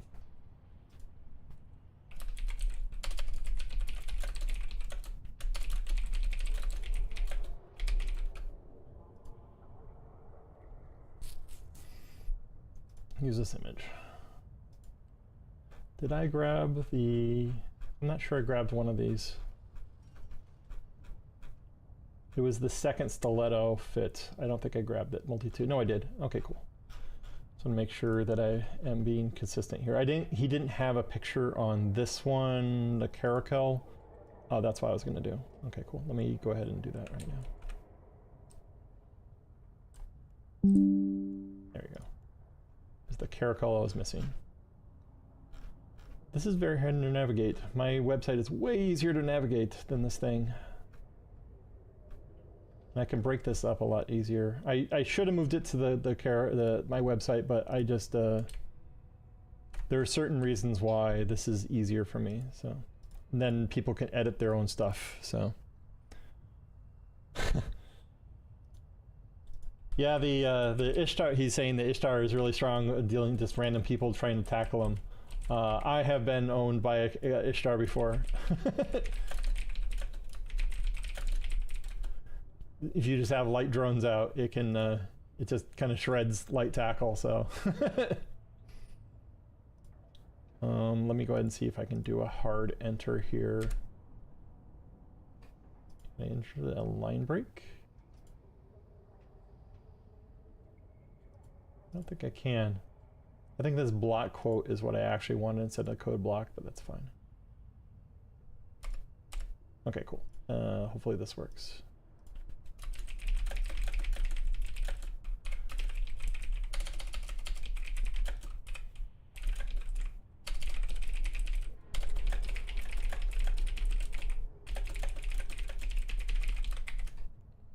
Okay, sweet. Okay, oh, let's see if I got his second Osni in. I'll go ahead and confirm that I finished that one. So this is Guise's, and then this is Lewis's. Okay, sweet. Okay, Sophia, dual prop slasher. Yeah, I will point out, if you do the overprop Ishtar, it's so incredibly strong. Okay, let's go ahead and find slasher. Near the top, we actually have two slashers. We have two Osnis. And then I'll put this here.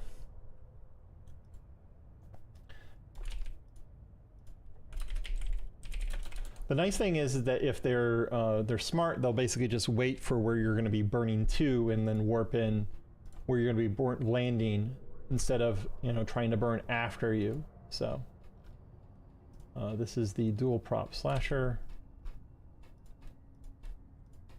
and insert. I'm going to stick with code block, even though I found block quote, and I could have jumped to the block quote, but that's fine.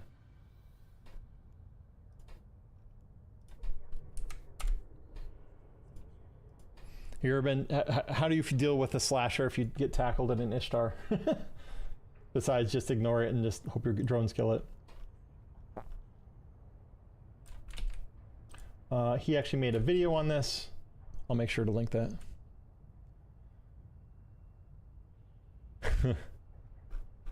Yeah, the Omen Navy issue over prop is insane too. I have a Punisher that I have used before that is dual over propped, and that thing is so incredibly strong. It's just a lot of attention to detail to fly it, and I sometimes lose that attention, so it can be hard to fly.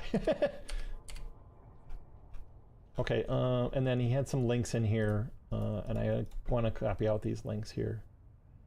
He's got this multi-tool. Okay, cool. Here's the video guide he did on this, and we're going to include that link here. Yeah, he is a really good teacher as well. Sophia is making content now, which I love to see. The nice thing is that if you're smart, what you'll do is that when you're warping in someone that could be a dual prop or something like that, or if they are over propped or something like that, make a bookmark when you warp in and use that to reposition quickly while other people reposition. That way you can have an option to go ahead and warp in them and provide people options to warp out and warp back if they're under the 50-kilometer radius, or 100-kilometer radius to land on someone. So he did not import this one, so we'll take a screenshot as well.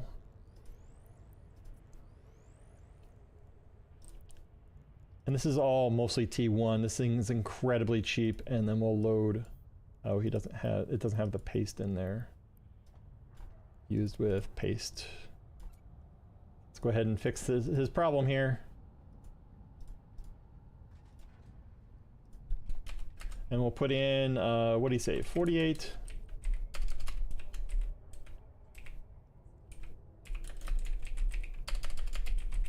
Here, let me do this properly. Never want a mispaste on this.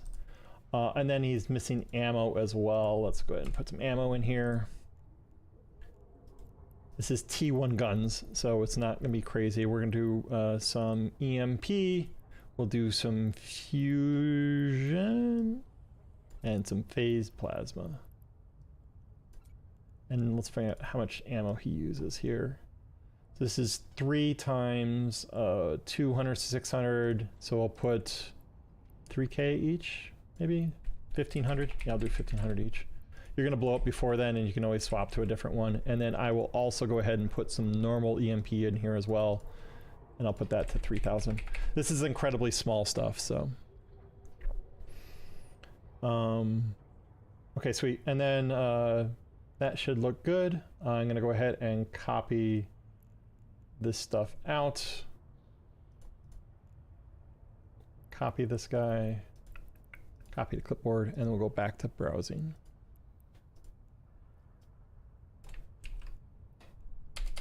And we'll put his name in here as well, assuming I can spell it. There we go. We can remove spaces here. We don't need that many spaces. Okay, there we go. So we fixed some of the problems associated with it. Okay, sweet. Next up, Sugar Thighs. This Celestis is so stupid strong in Standing Fleet. The nice thing about the Celestis is that it basically does damps at a certain range. It prevents people from locking. There's so many groups that use kiting as their way to go ahead and prevent damage. This stops that kiting. And I can't stress enough how many newbies we put into this ship and has just been incredibly effective because it's so silly cheap. And it just shuts down so much types of gameplay. Now, granted, it dies as soon as it gets attacked. There's no doubt about it, and you're not doing a ton of damage with it. But it's easier to fly than the Blackbird because you don't have to worry about. You just have to maintain maximum range, and you're fine. So let's go ahead and do an insert here. Code block. Oops, wrong thing.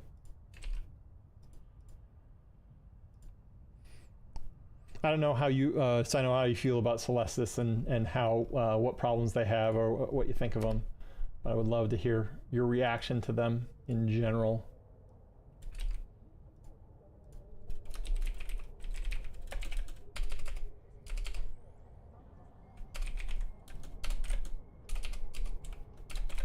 And this is Sugar Thighs, and we'll put this in here as well. So that way they get the proper credit they deserve. And blame. I'll go back through these to make sure I did these all correctly, and then we'll get a screenshot. I don't think he did a screenshot, did he? He did not. And then we'll put how to fly this. This is so incredibly easy to fly as well. You basically just warp in, jam people, done.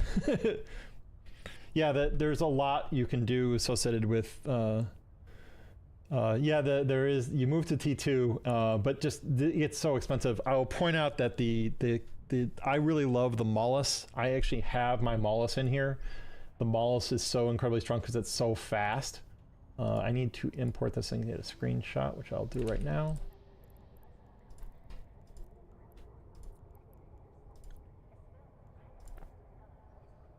And then we'll load this things here, and then I'm going to do target range dampening, and I'm going to show how strong that is. Cool. He doesn't have many cap boosters there.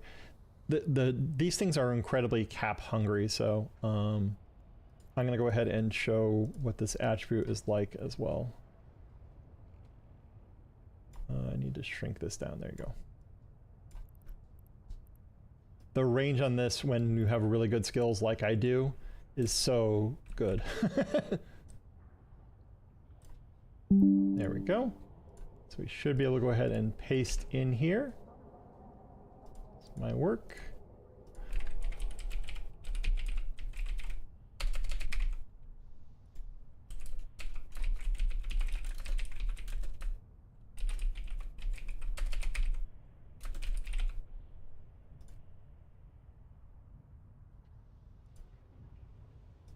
And there we go. So basically you can prevent 3 ships from locking half their range with just 1 damp. So you can spread it. You can cut their lock range by half. So they're very far away. You just cut their lock range in half. Congratulations. You now have 3 completely useless ships. You can just dump it onto 1. You have one particular snipey boy, and this will prevent them from locking anything in a huge, huge range. It basically can drop my Eris. It normally has a lock range of about 69 kilometers. Nice. It'll drop it down to about 13 kilometers. Now, granted, if I'm tackling, it doesn't really matter. But you know, if I'm trying to chase you or something like that, it can sometimes help. You can also use this to save other people. You basically go ahead and prevent them from locking somebody. Like if you see tackle ships around, damps are so incredibly strong against tackle ships, but as soon as they're point blank, it doesn't really matter. So it can be sometimes challenging.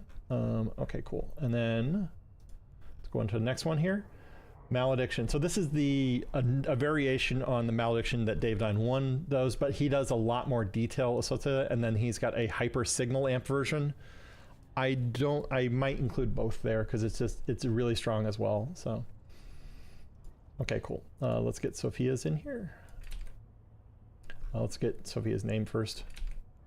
Okay, this is under Malediction. This is after Dave 9.1 because Sophia's after Dave 9.1. Okay, cool.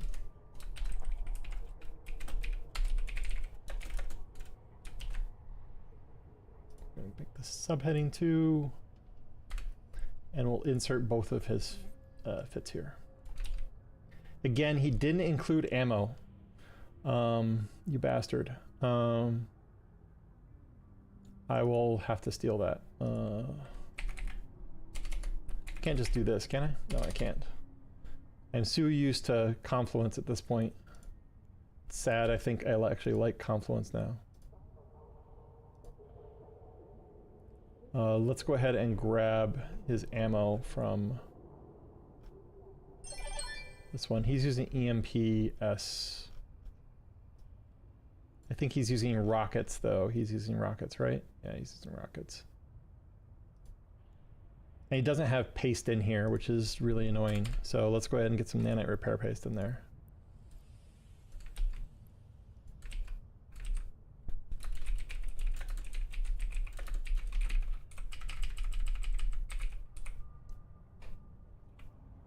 And I'll put 25 nanite repair paste. And then some rockets. He's using a T2 rocket here, so I will look for search for anything and the used with. There's a character named that's funny. I don't know what has happened, but something happened. Someone subscribed. I hope to go ahead and do more of this kind of content, and I apologize that I'm a little distracted today because I'm trying to do basically fancy editing, and then we're going to put in 200 of that. I think that should be enough. And then we'll put his other one in here. If you have other content you'd like to see, or if you have questions about the game, I'm happy to answer those questions. I've been playing 20 years, so and I love this game. I think it's just a fantastic game. Not the best pilot, but you know, at least we'll tell you that I'm not the best pilot. I'm very dedicated though. I am what they call persistent. So, which I think is always fun. People don't know what to deal with me because I'm so persistent sometimes. So it's a problem and a curse. Okay, let's go ahead and copy this. So this is the same fit as the stiletto. We're going to avoid that here.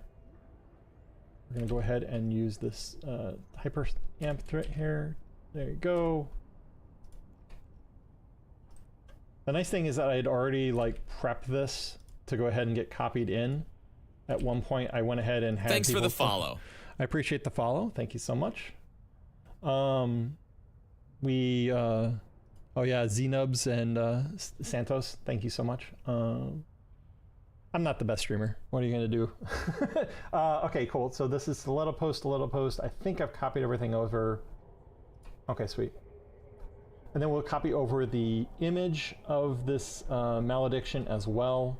He didn't include the images on the original one, so oh, he did. Never mind, he did. So we can just copy this guy in. We'll put it right here.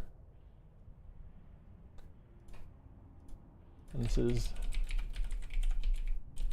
addiction. And this is pandemic horde.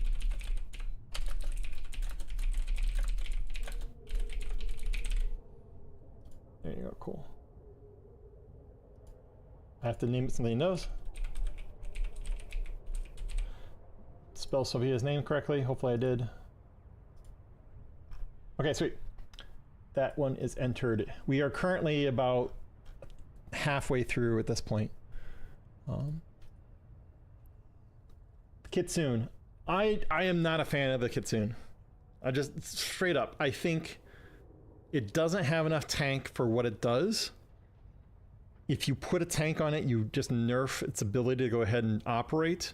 You have to be at maximum long range. It's not fast enough to be at maximum long range. It's not nimble enough. I don't know if you can see on here, but it basically has a 6-second warp with a micro warp drive running, which is insanely long. Even if you drop the micro warp drive, it's still very, very long to get into warp. Its top speed is 2,500. That's catchable by almost everything. You just can't do anything with it. It has missile launch, and you could put rockets on it, but you know it's mainly there for jams, so it doesn't matter. It's very underpowered as an electronic attack for it. The Sentinel is so stupid strong. The carries and the Hyena are so useful. This thing doesn't have a place. I'm so frustrated with how bad the Kitsune is in comparison. So if you're any sort of range, it's great. As soon as you lose any range, you're basically just fried. It sucks. I am so mad that it is so bad at its job. So, and it's easy to fix. It's just that CCP would have to want to fix it, and I don't think they're going to. So we'll still add it because someone might want to go ahead and fly one, but it is the least popular, I feel, of the I should back that up. Let's go ahead and check that. The least popular of the electronic attack frigates. Let's find out.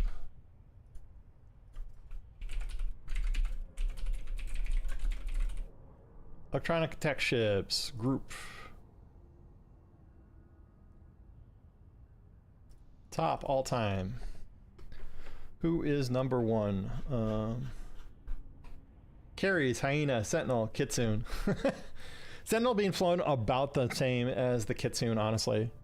And granted, this doesn't mean much. Kills don't matter all that much. Kitsune won't show up on kills, for instance. Sentinel basically will stop people from. It can kill cap chains and stuff like that, so it's used somewhat. I just feel it's stronger, but this is the least popular of the electronic. I'm glad to see it matches up. So, okay, cool. Let's go ahead and change this here, subheaded to, and we'll go ahead and insert all the detail that he put in here. The nice thing is that Akira would have put Akira, I've flown with for a very long time, but I've never said the name out loud. I just realized. It really makes a big difference on how it's flown. And I know that he's a really good pilot. So let's see, we're going to change this to bullet list. I think he had done one other bullet list in here. Do not warp at 0. Yeah, the do not warp at 0 is, I cannot stress enough, you're constantly having to change your range, and you always want to pull a little bit of range. As soon as you can get to 9 kilometers, then you can at least get away from scrams and things like that, and 10 kilometers from webs. So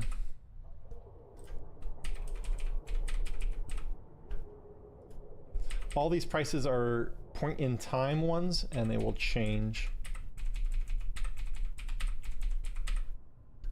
Okay, sweet. That should work, and then we'll get our picture in. Which I believe he does have picture. Great.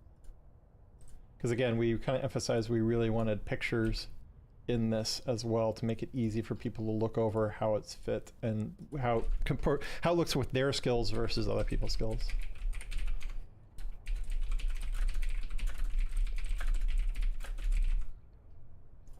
We're going to save here in a second here as well, just because we've done a whole bunch of updates here. You always want to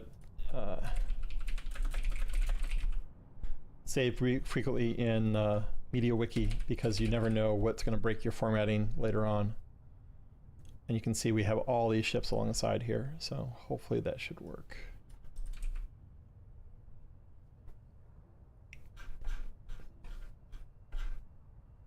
Okay, and then I have to go through here and collapse everybody and make sure that I have everybody in there. So that's going to take some effort, but that's not a big deal. Okay, cool. Let's talk about the... Hey, look, it's another Osni. He did put some effort into it. It's the same fit, though.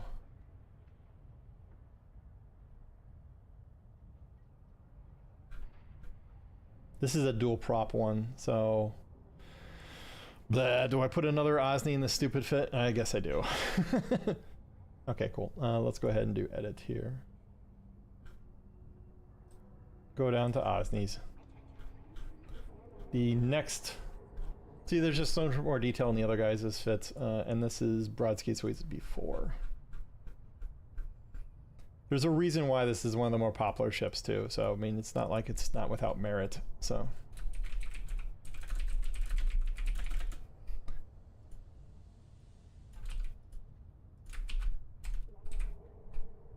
Insert subheading 2.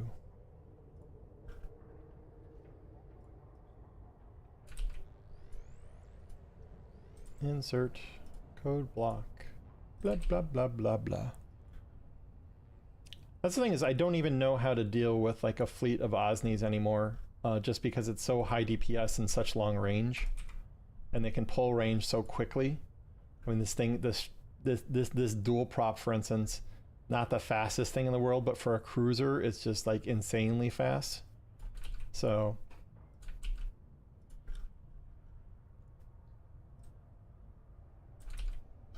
and he has some bullet points at the bottom here.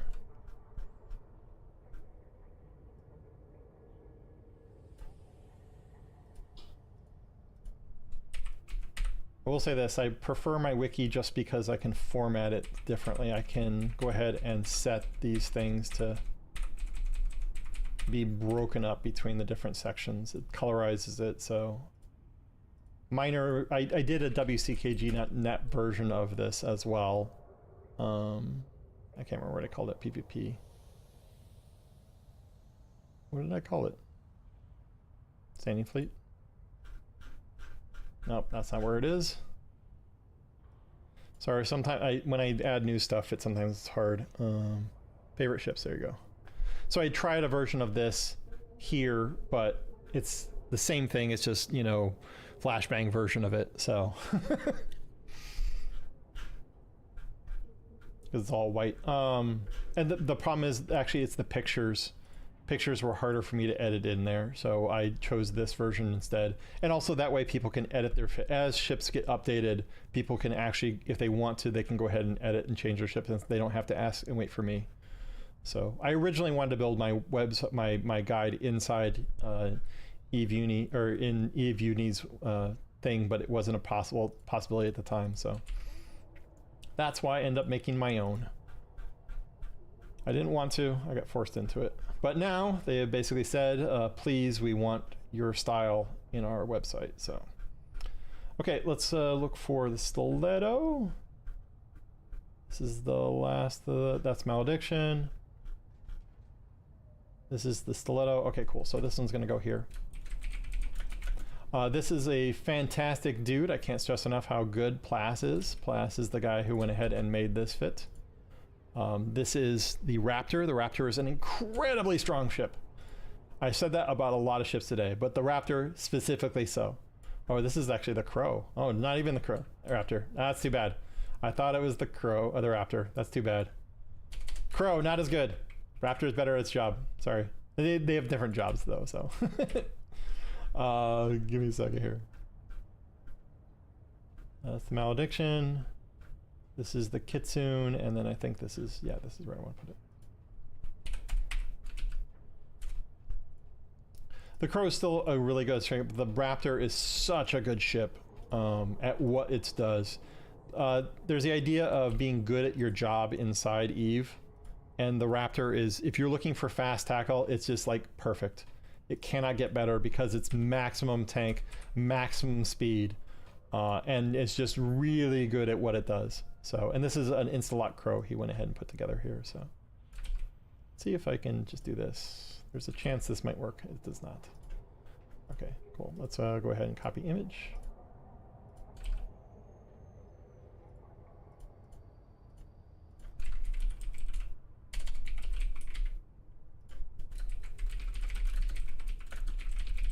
Oh, I'm not sharing the correct screen again, of course.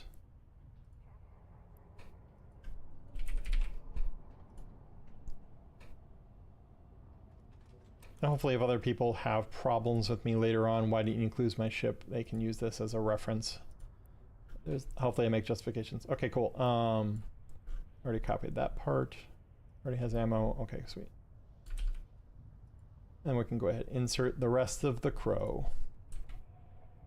Don't say Crow to Travis Kagera, because he might go ahead and be upset. Okay, and then these are the skills that they want. And we'll go ahead and put those into a code block.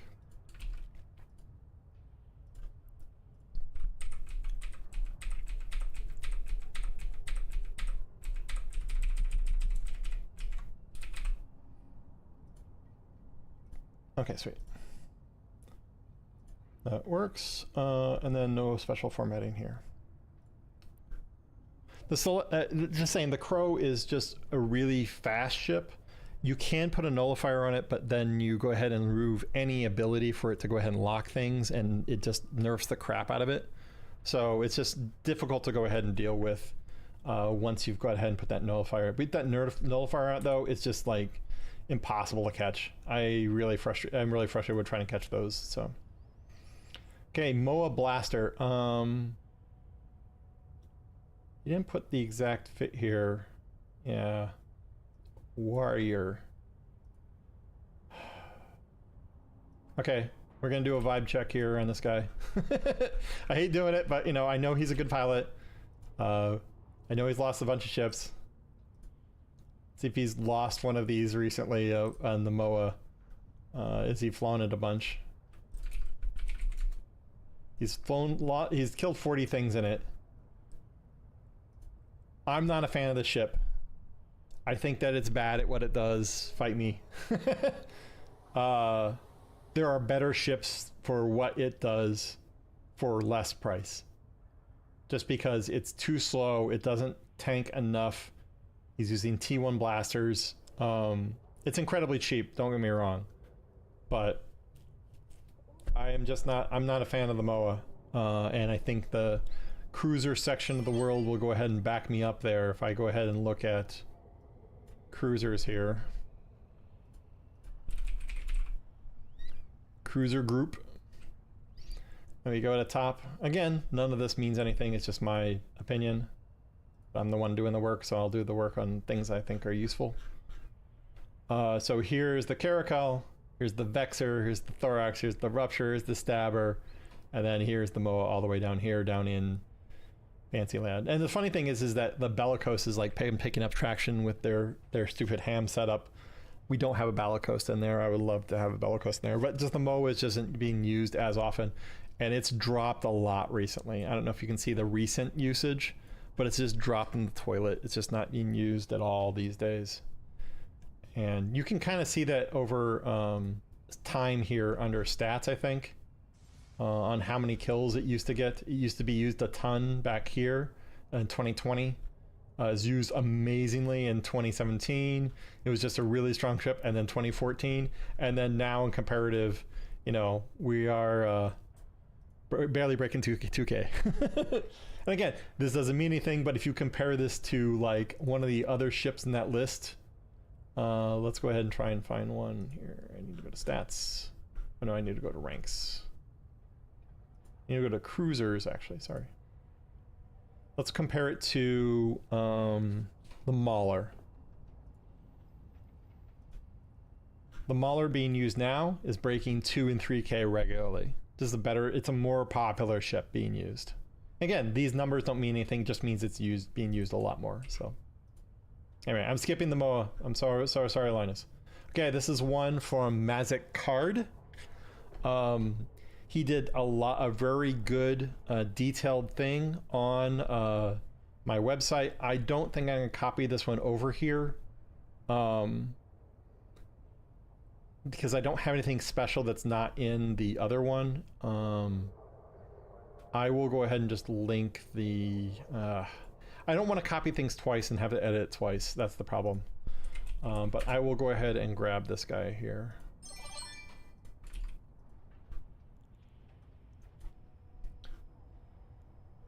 I should be removing these as I go, but I'm not, so I need to fix that. But I'm gonna fix it later. That's the reason I was doing this.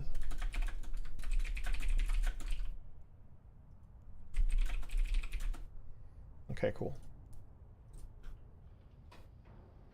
Okay, Death by Cider has a bunch of his fits, but he doesn't explain anything. I'm sorry, Death by Cider, but you didn't explain anything, so I gotta skip him. It's just too much for me to do. I do want to talk about the Sentinel, though. Sentinel, great ship. And I have a very complete ammo list, too, so I will spend some time on this guy. So we're past the Crow, we're in Slasher. Okay, this is exactly where we're going here.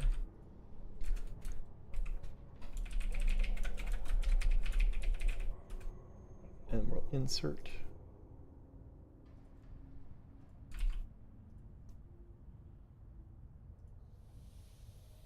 Has anyone faced a Sentinel recently? I tried to fight one recently, and he basically neutered me out. And then he went ahead and made it so I couldn't shoot him well. So I couldn't shoot 2 different ways, essentially. So even if I got cap, I just ran out of cap right away, and I couldn't do real damage to it. And then I gotta change the shipping page. I will go ahead and fix parts of my own text here. I'm pretty happy with this fit, and I've flown this big some, and the thing is I mainly find it defensively. I tend to use it to kill cap channels and kill basically stop ships that are providing reps. So I use it defensively rather than offensively, so I don't have a ton of kills with it because of that. Okay, sweet. And then I am going to include the picture here.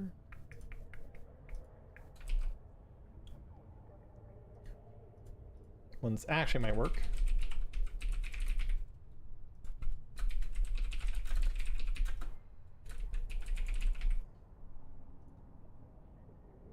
This image, insert. Okay, sweet. I think I don't know if I have a malediction here. I hope I have the malediction. This guy put a lot of time putting a skill plan together. He did a fantastic job with it. This is the Flycatcher. Again, it doesn't exactly fit into what we want because it's slightly different. But we went ahead and we're going to go ahead and include this one. I don't have my, I'm not going to have my Eris in here, for instance, because I have a separate page on it. again, I only want to edit things once. I don't want to have it in 2 different places.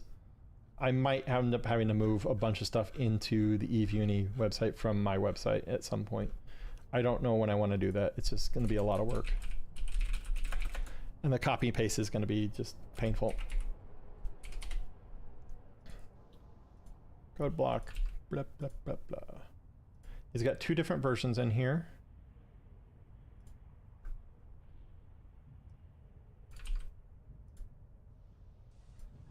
The good news is I know how to fit these. This is dual prop, fantastic. Rage, great, great, max damage. So yeah. Yeah, good chip, good chip. The tank on these things is insane for how much damage they can do. And if I die to them, it's never because of damage, it's always because their tank is just better than me. So, and then he's got a better solo one here as well. We'll insert this guy as well.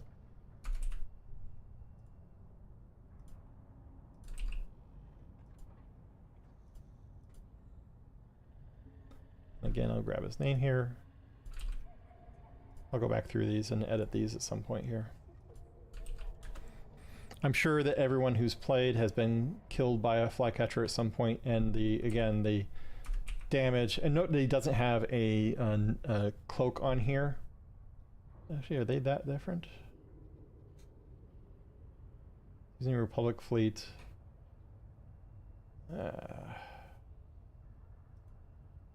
Sorry, dude, these are too similar. Okay, never mind. I'll go ahead and delete that one. So, okay, we're going to go ahead and copy the image here. Oh, wait, let me copy this one.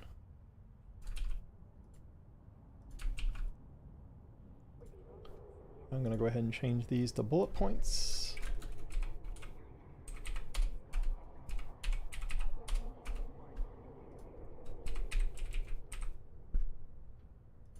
And realize that almost all these ships are stolen from another player that is stronger than them.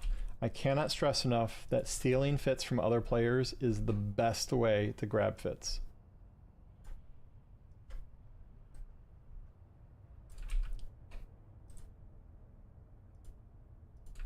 I mean, it is exactly what I'm doing. Is I ask people to give me your fits, and we will go ahead and gather them in one place so people can say, hey, I want a ship.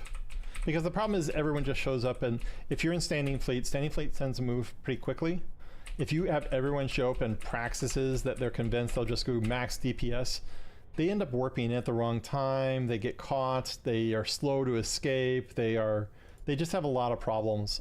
So if everyone shows up and practices, your fleet isn't as good and you just lose more garbage. And that's the problem, is that that's what it is. It's just people fly garbage, or they using unproven ships, and it's nothing against them. This is just a hard game, and you want to basically ask top in class, how should I fit my ship? How is the best way to go ahead and fly this particular ship? What is the preferred method? You know, what skills do I need beforehand? Am I wasting my time flying a blaster something MOA that has no range, no ability, and sucks at tracking, and has a good tank and all, but your tank doesn't matter if you do no damage, because then you can't drive anyone off, and so you just get caught because you're slow and don't do enough damage. You need that combination of damage, speed, and again, speed is most likely the biggest thing, honestly. If you're gonna go ahead and spend any time and effort putting extra stuff into something, put it into speed. I can't stress enough how important it is to go ahead and put time and effort into speed. Let me go ahead and see if I've done this correctly. Okay, I did that all here. Let's go ahead and do it here. Okay, cool. It's gonna force me to go through all of these. It's annoying. I'm a big fan of this dash. I use it a lot. I know that if you ever want to go ahead and tell if something's AI written or not, look for double dash throughout it. It's really bad right now. It's really easy to pick up people's AI written stuff. And I have never written anything in AI. Or the website anyway. AI is really bad at understanding Eve. It's mainly because it doesn't understand what's modern and what was the same, what was the landscape like 4 years ago. So it basically will say, you know, hey, you should totally do carrier routing. You should totally go ahead and, you know, fit, you know, this into your, you can't fit items into your hangar, into your fleet hangar. So like, it just doesn't know the modern game, unfortunately. So it knows old things. Oh, the Hook Bell.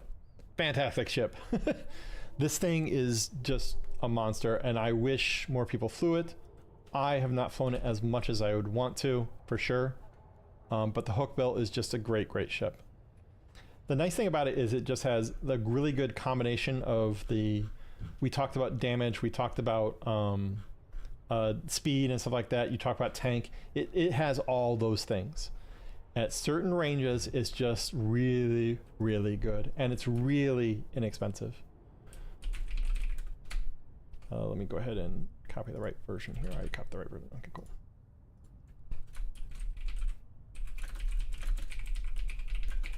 And I'll make sure to give the guy credit because I love this ship. This is Dreadeye. Yeah.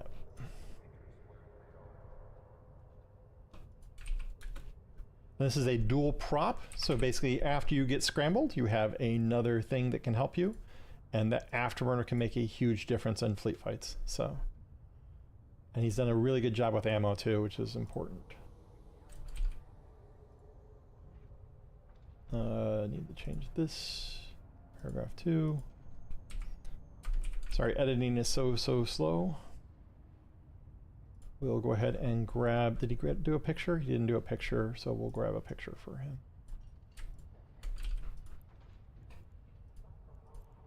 Import from clipboard, simulate. Yeah, that's so good. Load Molineer Rage. There we go. I'll paste it in right here.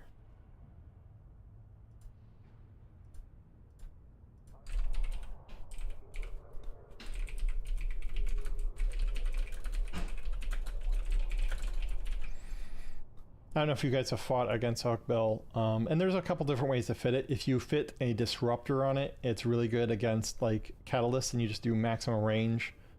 I'll fix a little bit of his typing here. Did he do? Oh. Okay, copied that over. And then here's, he put some kills in here, which is great to see.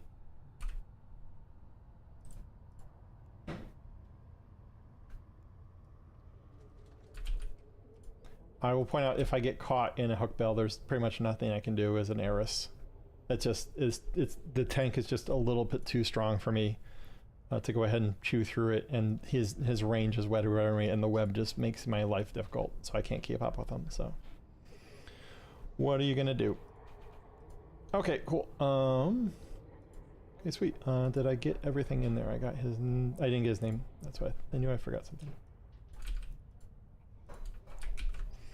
There we go. Okay, sweet. He has the MSC Thrasher as well with some videos. This is Suetonius fit. I will include this one, yeah. We'll go ahead and put this under destroyers. So it's going to be before. We don't have a catalyst in here. Just frustrating. Met Catalyst is so strong in multiple ways. Surprised we never got a, I'm sure I think we got a catalyst at some point. Okay, cool, and this is where it's gonna go.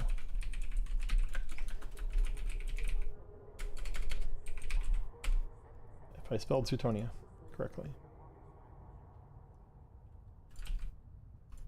I'll confirm that I did. I did not. And it's gonna be insert, oops, change this thing.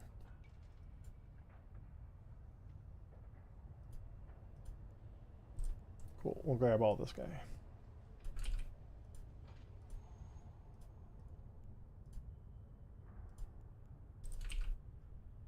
Oh man. Double gyro. This is all blast. This is all great. Hail, never fail, man. Load hail, go ham. That's the how to fly this. I really kind of want to put an editor's note here.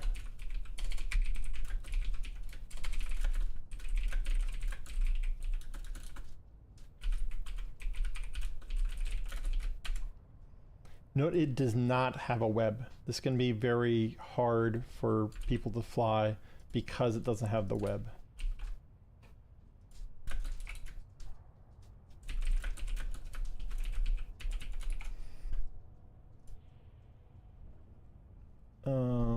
And then I need to grab these two videos here. And then I will also update his entry here. Okay, sweet. Those are two done. Then Jack went ahead and did a second hook bill. Let's see if this is significantly different here. He spent a lot of time on it. We are going to copy that one over. Again, I think the hook bill is just incredibly strong, so I'm happy to put strong fits for people who did effort.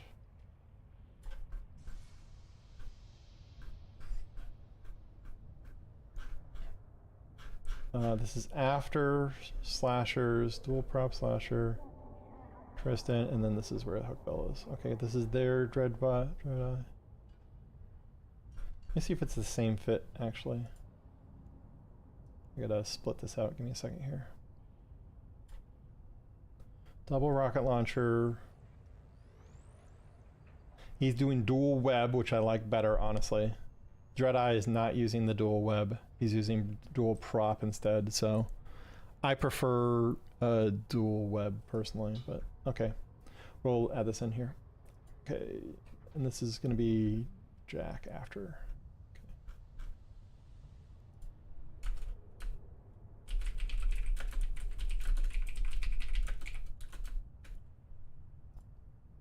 This is Jack Lagash.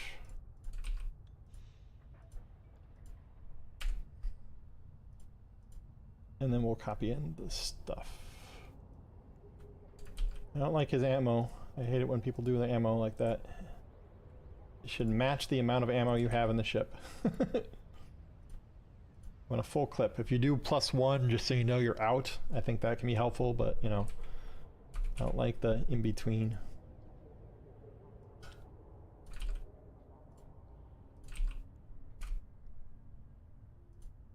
We'll copy this image here. Oops.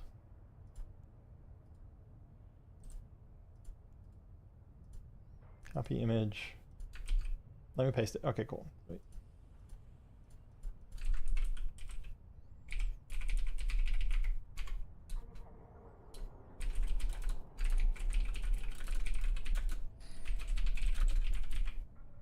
People have questions. I'm happy to take questions about any part of Eve or Horde. Feel free to ask. Just editing, so it just takes time and effort to do this stuff. Oh man, it's such good detail on this one too. I remember working with him on this, so.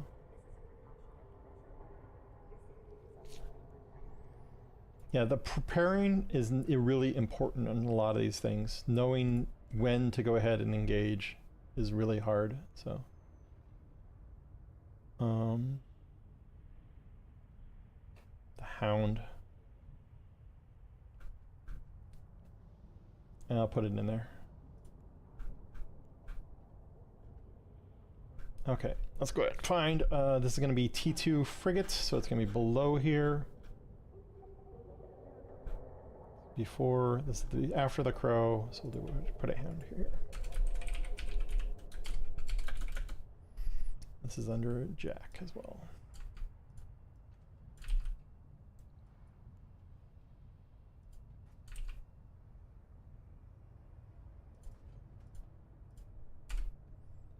Again, we'll put the fit in first. Don't bury the lead.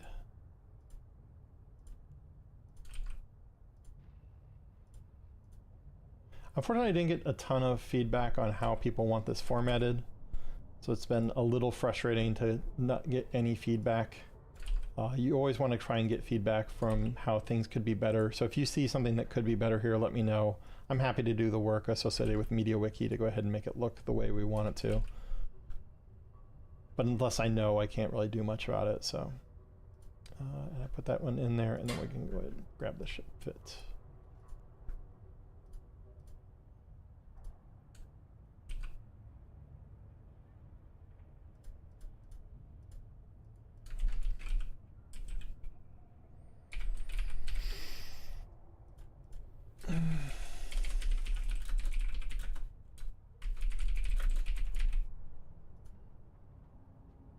Okay.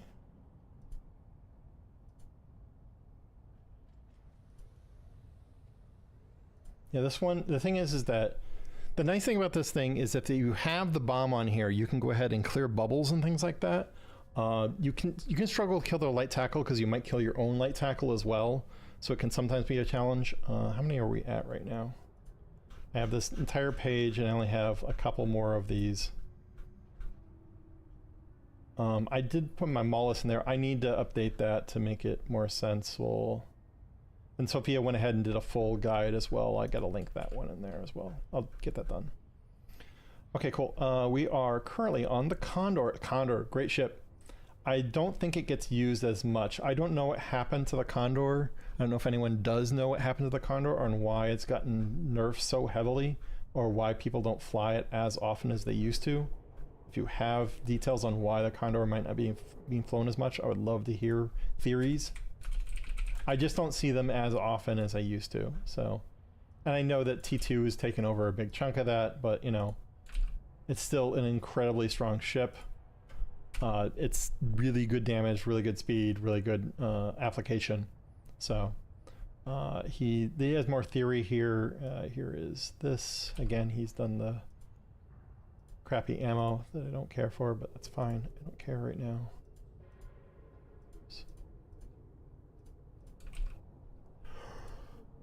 Excuse me. By the way, normally I have camera running, but I don't have camera right now, and I just wanted to get this up and going. Wanted to get this done with. This is just a lot of work, and talking about it helps me my process. Okay. Hey, that copied over pretty well. That copied over great. I really love that. Yeah, nano gains can really mess this thing up, so glad I mentioned that. And then we'll copy the image. Again, it's the flashbang version of stuff, but you know.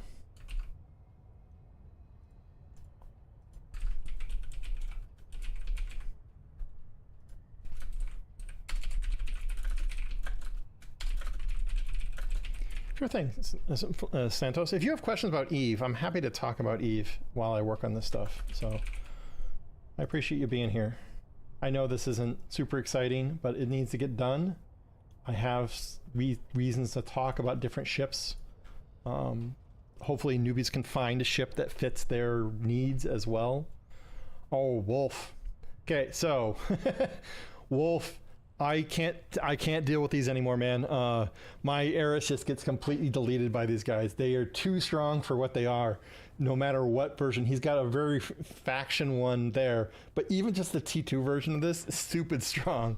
The key is that you need to go ahead and do the transversal matching. I'm usually too busy to go ahead and do transversal matching or stop him from doing transversal. So Wolves just fucking wreck me. It's just really common for them to just go ahead and completely destroy me on a regular basis. So it's really hard to go ahead and deal with the Wolf just because it's so good at what it does, especially with a good pilot. So Benyo, I don't know if he flew one much. I don't remember if he did or not. Santos, what have you been flying recently? Would love to hear what you're flying. He doesn't have ammo in there, so I gotta fix that.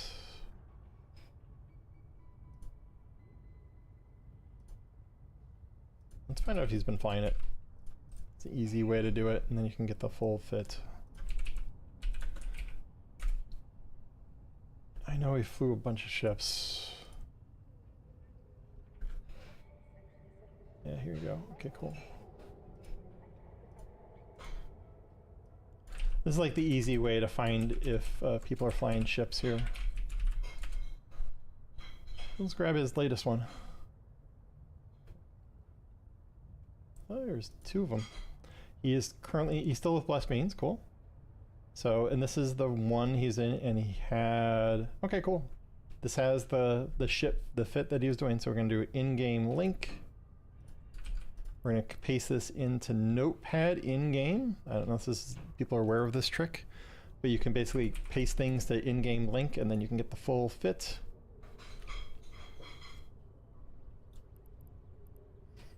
Yeah, it can be really challenging if you're a brand new player, just because it's very hard to go ahead and find a ship that works with your alliance, and you need to find out is it okay to go ahead and fly a supporting ship.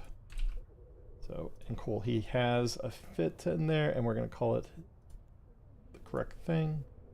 Action to, and this is Benyo's Wolf.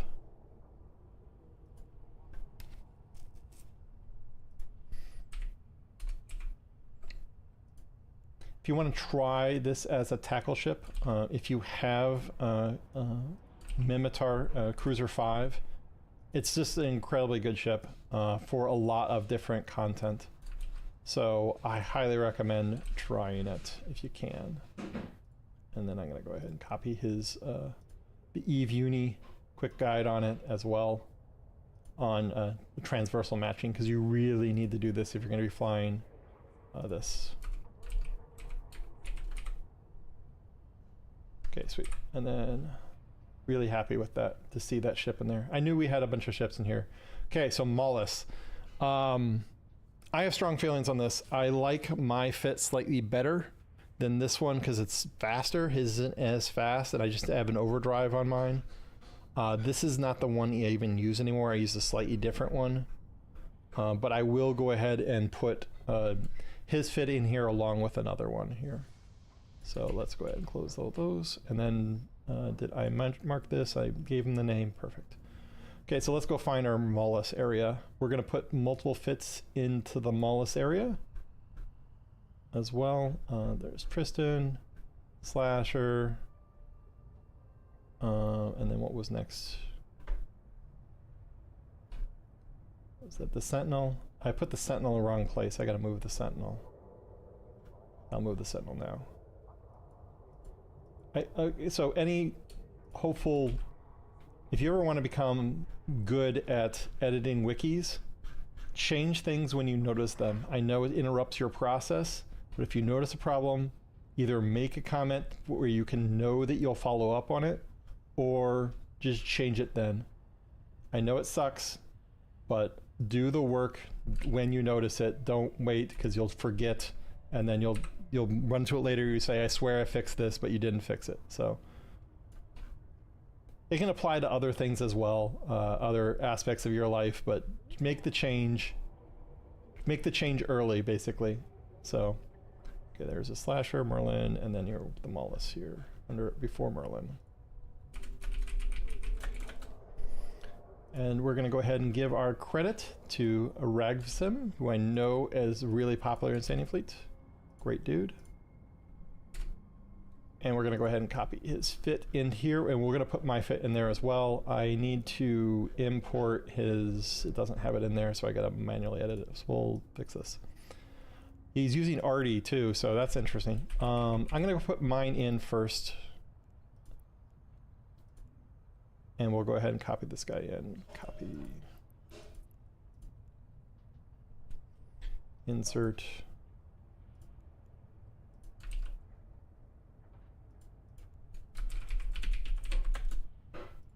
And then action script. And then I need to modify my fit to go ahead and match his fit. So he's using 250 millimeter light. I've never seen these used, basically. That's funny. I understand why now. He's using the cold gas. It makes sense. So I will point out that the prop on this thing can go ahead and burn your cap out really easily. And he's using triple muons as well instead of T2. So I'm going to go ahead and change this out here. Muon. I might change it to mono to this cold gas as well. It's just the cold gas is too useful. Okay, so they're muon, and then he's doing single. Okay, so he's using single amp, and then 2 compacts as well. Oh, that's why. Okay, he's got a bunch of CPU left over. I'm not sure why he's doing that, but whatever, it doesn't matter.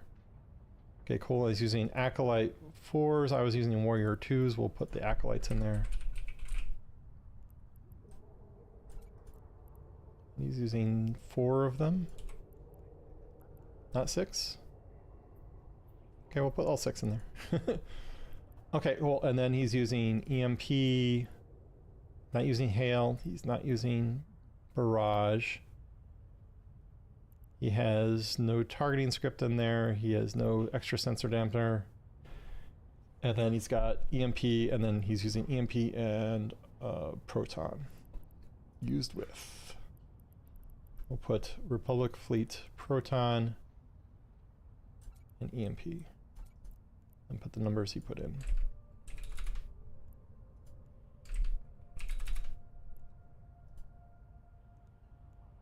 Okay, sweet.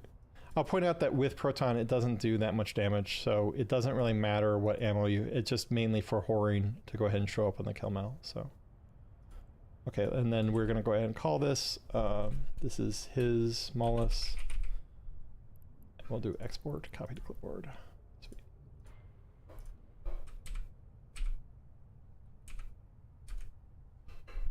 Insert, code block.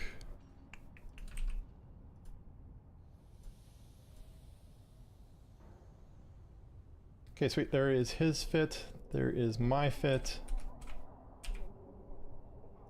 And we'll see if I can't get rid of that one. That's fine. Whatever.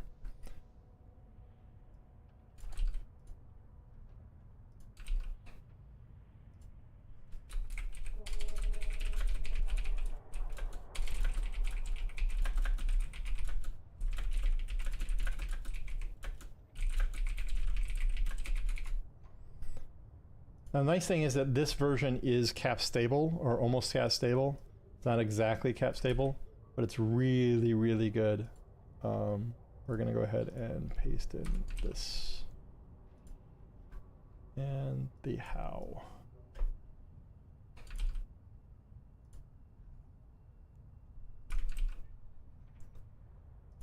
This is really important to show the differences, or show the ranges on this. Copy.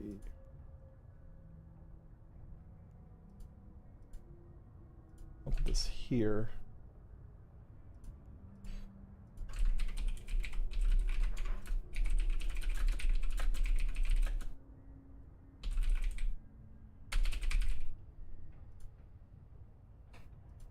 Yeah, cool.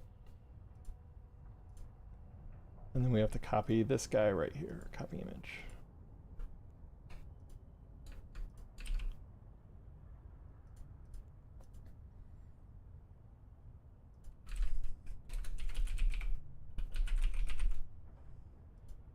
I'm tempted to put mine in there as well. We'll see.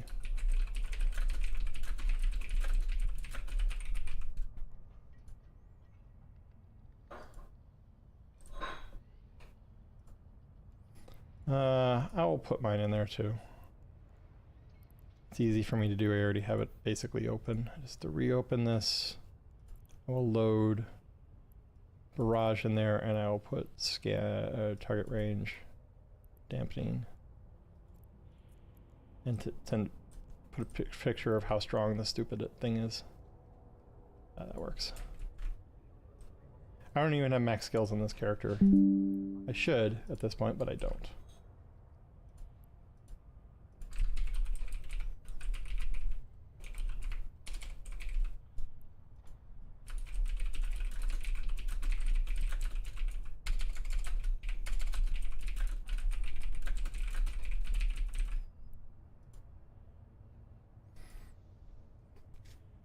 Okay, and then insert.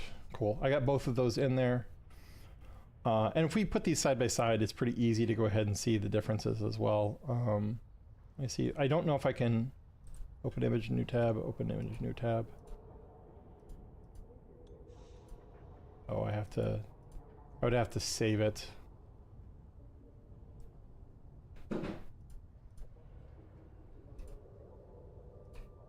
So this is the Kismet one, and then this is his right here. So you can see that his the max targeting range on him is 149, which is really stupid strong. Mine doesn't have as long, it only has 132, so I can't operate at longer ranges there. I have basically, if you look right here, I have EMP loaded in there. I can do 106 damage. It doesn't do a ton of damage. And I usually use drones with a nav speed so it can get on top of people faster. And it's mainly to deal with tacklers that are just stupid strong at catching me. So it's a drive off light tackle. He's using Artie, which isn't as effective, but we're both using the same rigs. I'm using slightly less rigs, so I do slightly less range on this. So he's more effective with this thing. So, but you can also, his speed is 3308. This one is 3722. My speed is the real advantage of this Mullis and the reason I prefer it. So you give up some stuff, but it's worth it because you get better survivability. So, but he had some really good, we worked out shop this, and then I had put my version in here. So, okay, we have the Kikimora, and then we have the things. We're almost done. So let's go ahead and get this Kikimora in here. Let's go ahead and close extra stuff. And confirm I had marked this updating too. I did. Cool. So this is a destroyer, a T2 destroyer. We'll scroll down to T2 destroyers. This is after the Bifrost. I put this in the wrong place, so let's go ahead and again fix the problems when you see them. So go before the Bifrost, after the Wolf. I can't believe we don't have a catalyst in there. That's frustrating that we don't have a catalyst in there. I thought we had a catalyst at one point. Great ship. You know, I keep on saying that, but there's just so many good ships out there. And this is going to be, I think, in this place. Yeah, here it is. Now realize that Kikimora did get nerfed a little bit not that long ago. But it still is really stupid strong. I actually have a full solo guide on this as well on my website that written by a guy who mainly used it. And it's really good still. I still struggle to kill Kikimoras on my own. I usually have to ask for help, or I just have to kite them. But the problem is they track perfectly. They just do so much damage. It's really hard to go ahead and deal with them. So.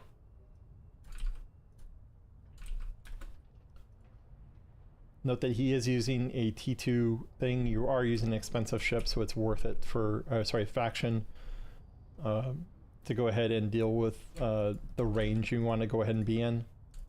It's just really important to go ahead and maintain that maximum range with this thing, because you get on top, you can really go ahead and get into trouble. So it's really important to go ahead and deal with this, deal with the ranges on it. So. And then I should be able to copy the rest in here. They did a really good job formatting it as well, which makes it very easy to go ahead and copy into there. Perfect.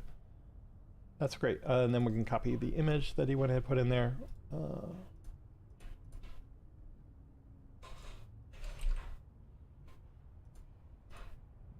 This is the Kiki, and this is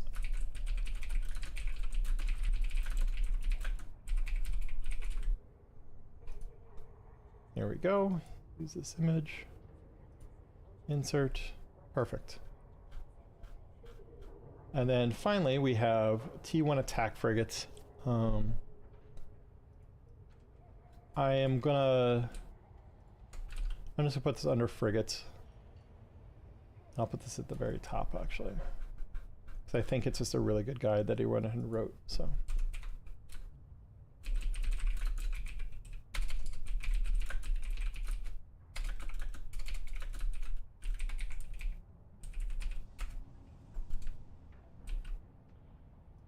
Okay, cool. And then this is a subheading 2, and then I'm going to go ahead and link his Mr. YouTubes. Okay, sweet. we will go ahead and dump all this. Sweet. So, actually, let me go ahead and reverse that. So we can now go through. So we have, let's go ahead and do save changes.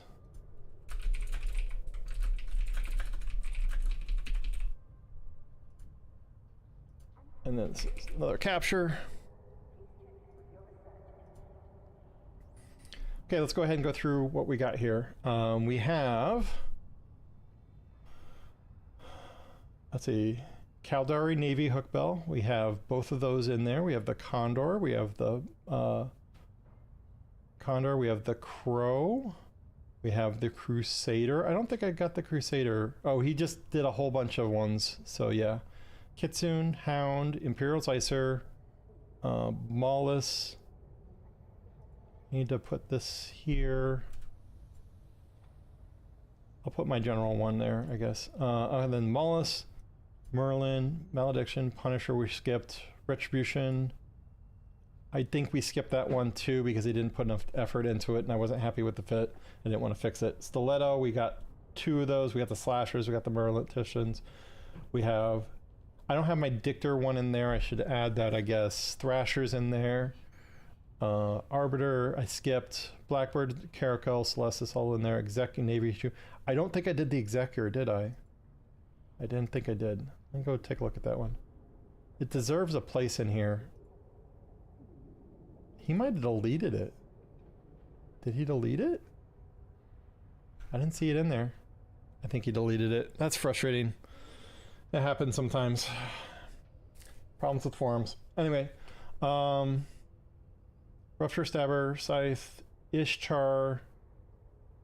I thought this is a Vexor. Is that not a Vexor? I might have done something to myself here. I apologize, guys. Here you go.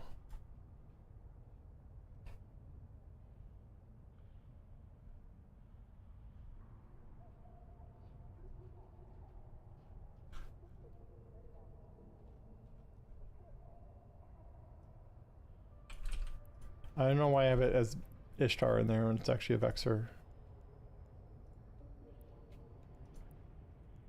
Anyway, I didn't load the picture either, so let's go ahead and load that picture right now.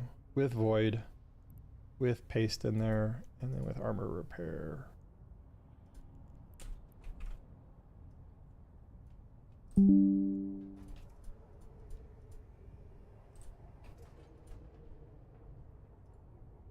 Come on. Wake up, Mr. Media Wiki. Oh yeah, I got a big square in there. The problem is I need to cover up Intel channels. I apologize. That's sucky. I'm sad that I didn't notice that early. I apologize, man. I need to make sure I cover up Intel channels so I don't accidentally expose something that's bad. So I will work on being better next time. I apologize. This is the problem with running this stuff by yourself for so long.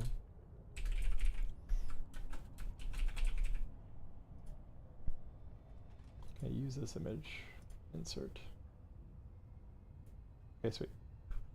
Let's go ahead and scroll all the way to the top here again. So Celestis, Gnosis, Scimitar, nope. Okay, sweet.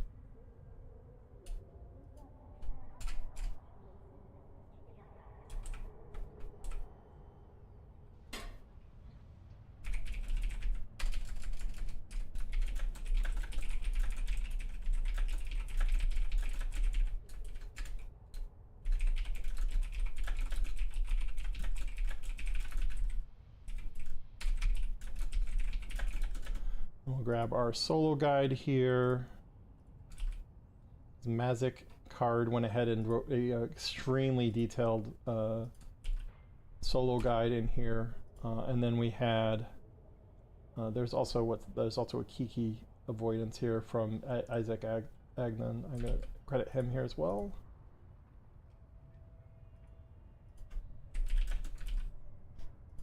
And then we had a a tackle guide linked in here.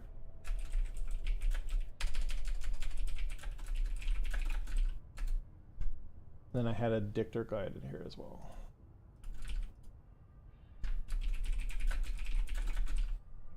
Okay, cool. I think we're done.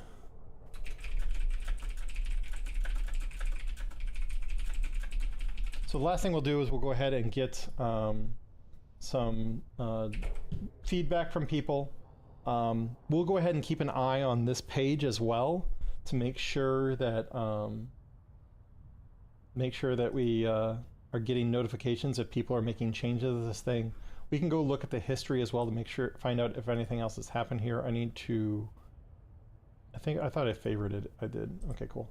So we can look at the history right now. I haven't had anyone else come by. I want people to come by and revisit it. I'll paste it into the chats if people want to go ahead and look through them and give opinions and stuff like that. If you edit things, just realize it does get tracked to your Eve character, and if you kind of decide to troll people, you definitely can go ahead and get banned from Eve Uni to go ahead and edit stuff, so try not to be a jerk about stuff. So yeah, it's one of those things where we want you to go ahead and find your place in the world. Okay, cool. Let me see.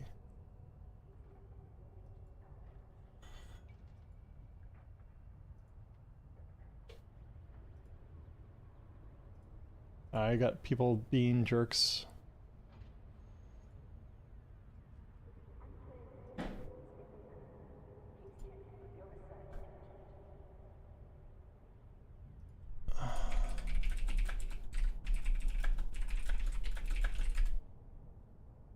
Then I gotta delete this guy. I got a guy being a jerk on my private server. I have a Discord server, and someone was being a jerk on it. So.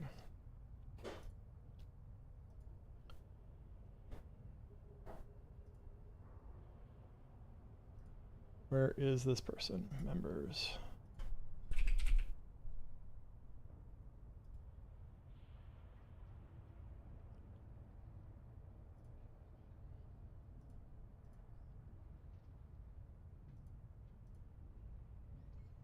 There we go. Cool. And then I do have a WCKG.net test tasks thing that I go use to track what work I've done, and then what work I need to do. So.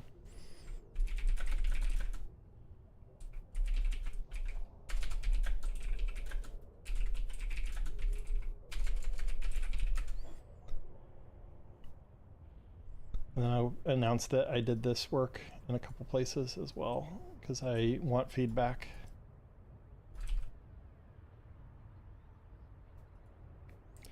If anyone has any other questions about Eve, this might be it for me for today.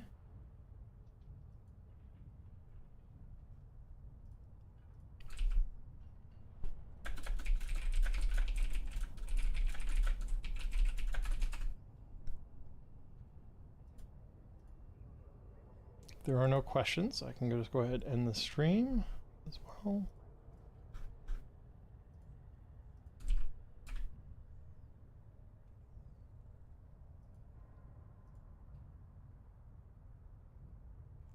Okay, sweet. I think that's it. I appreciate people showing up and sitting with me for a while. Hopefully I did not annoy people too much. I'm sorry that the bad formatting on both platforms. I need to improve that. Definitely something I'll work on. I need to rearrange, I think, some of this stuff. And then I can also go ahead and have Revolution Idle continue to play in the background here. So yeah, I would love to go ahead and hear what your thoughts are on the fits. I can't stress enough that it's more important that you practice. You basically think of ships as ammo, and you go ahead and fly a few different ships, and that you just plan to go ahead and lose a couple, and just realize that you have to plan for losing that ship. If you say this is the last ship I'm ever flying, that's when you lose it. You never fly what you can't afford to lose, and it can be really bad if you try and think of it otherwise. So.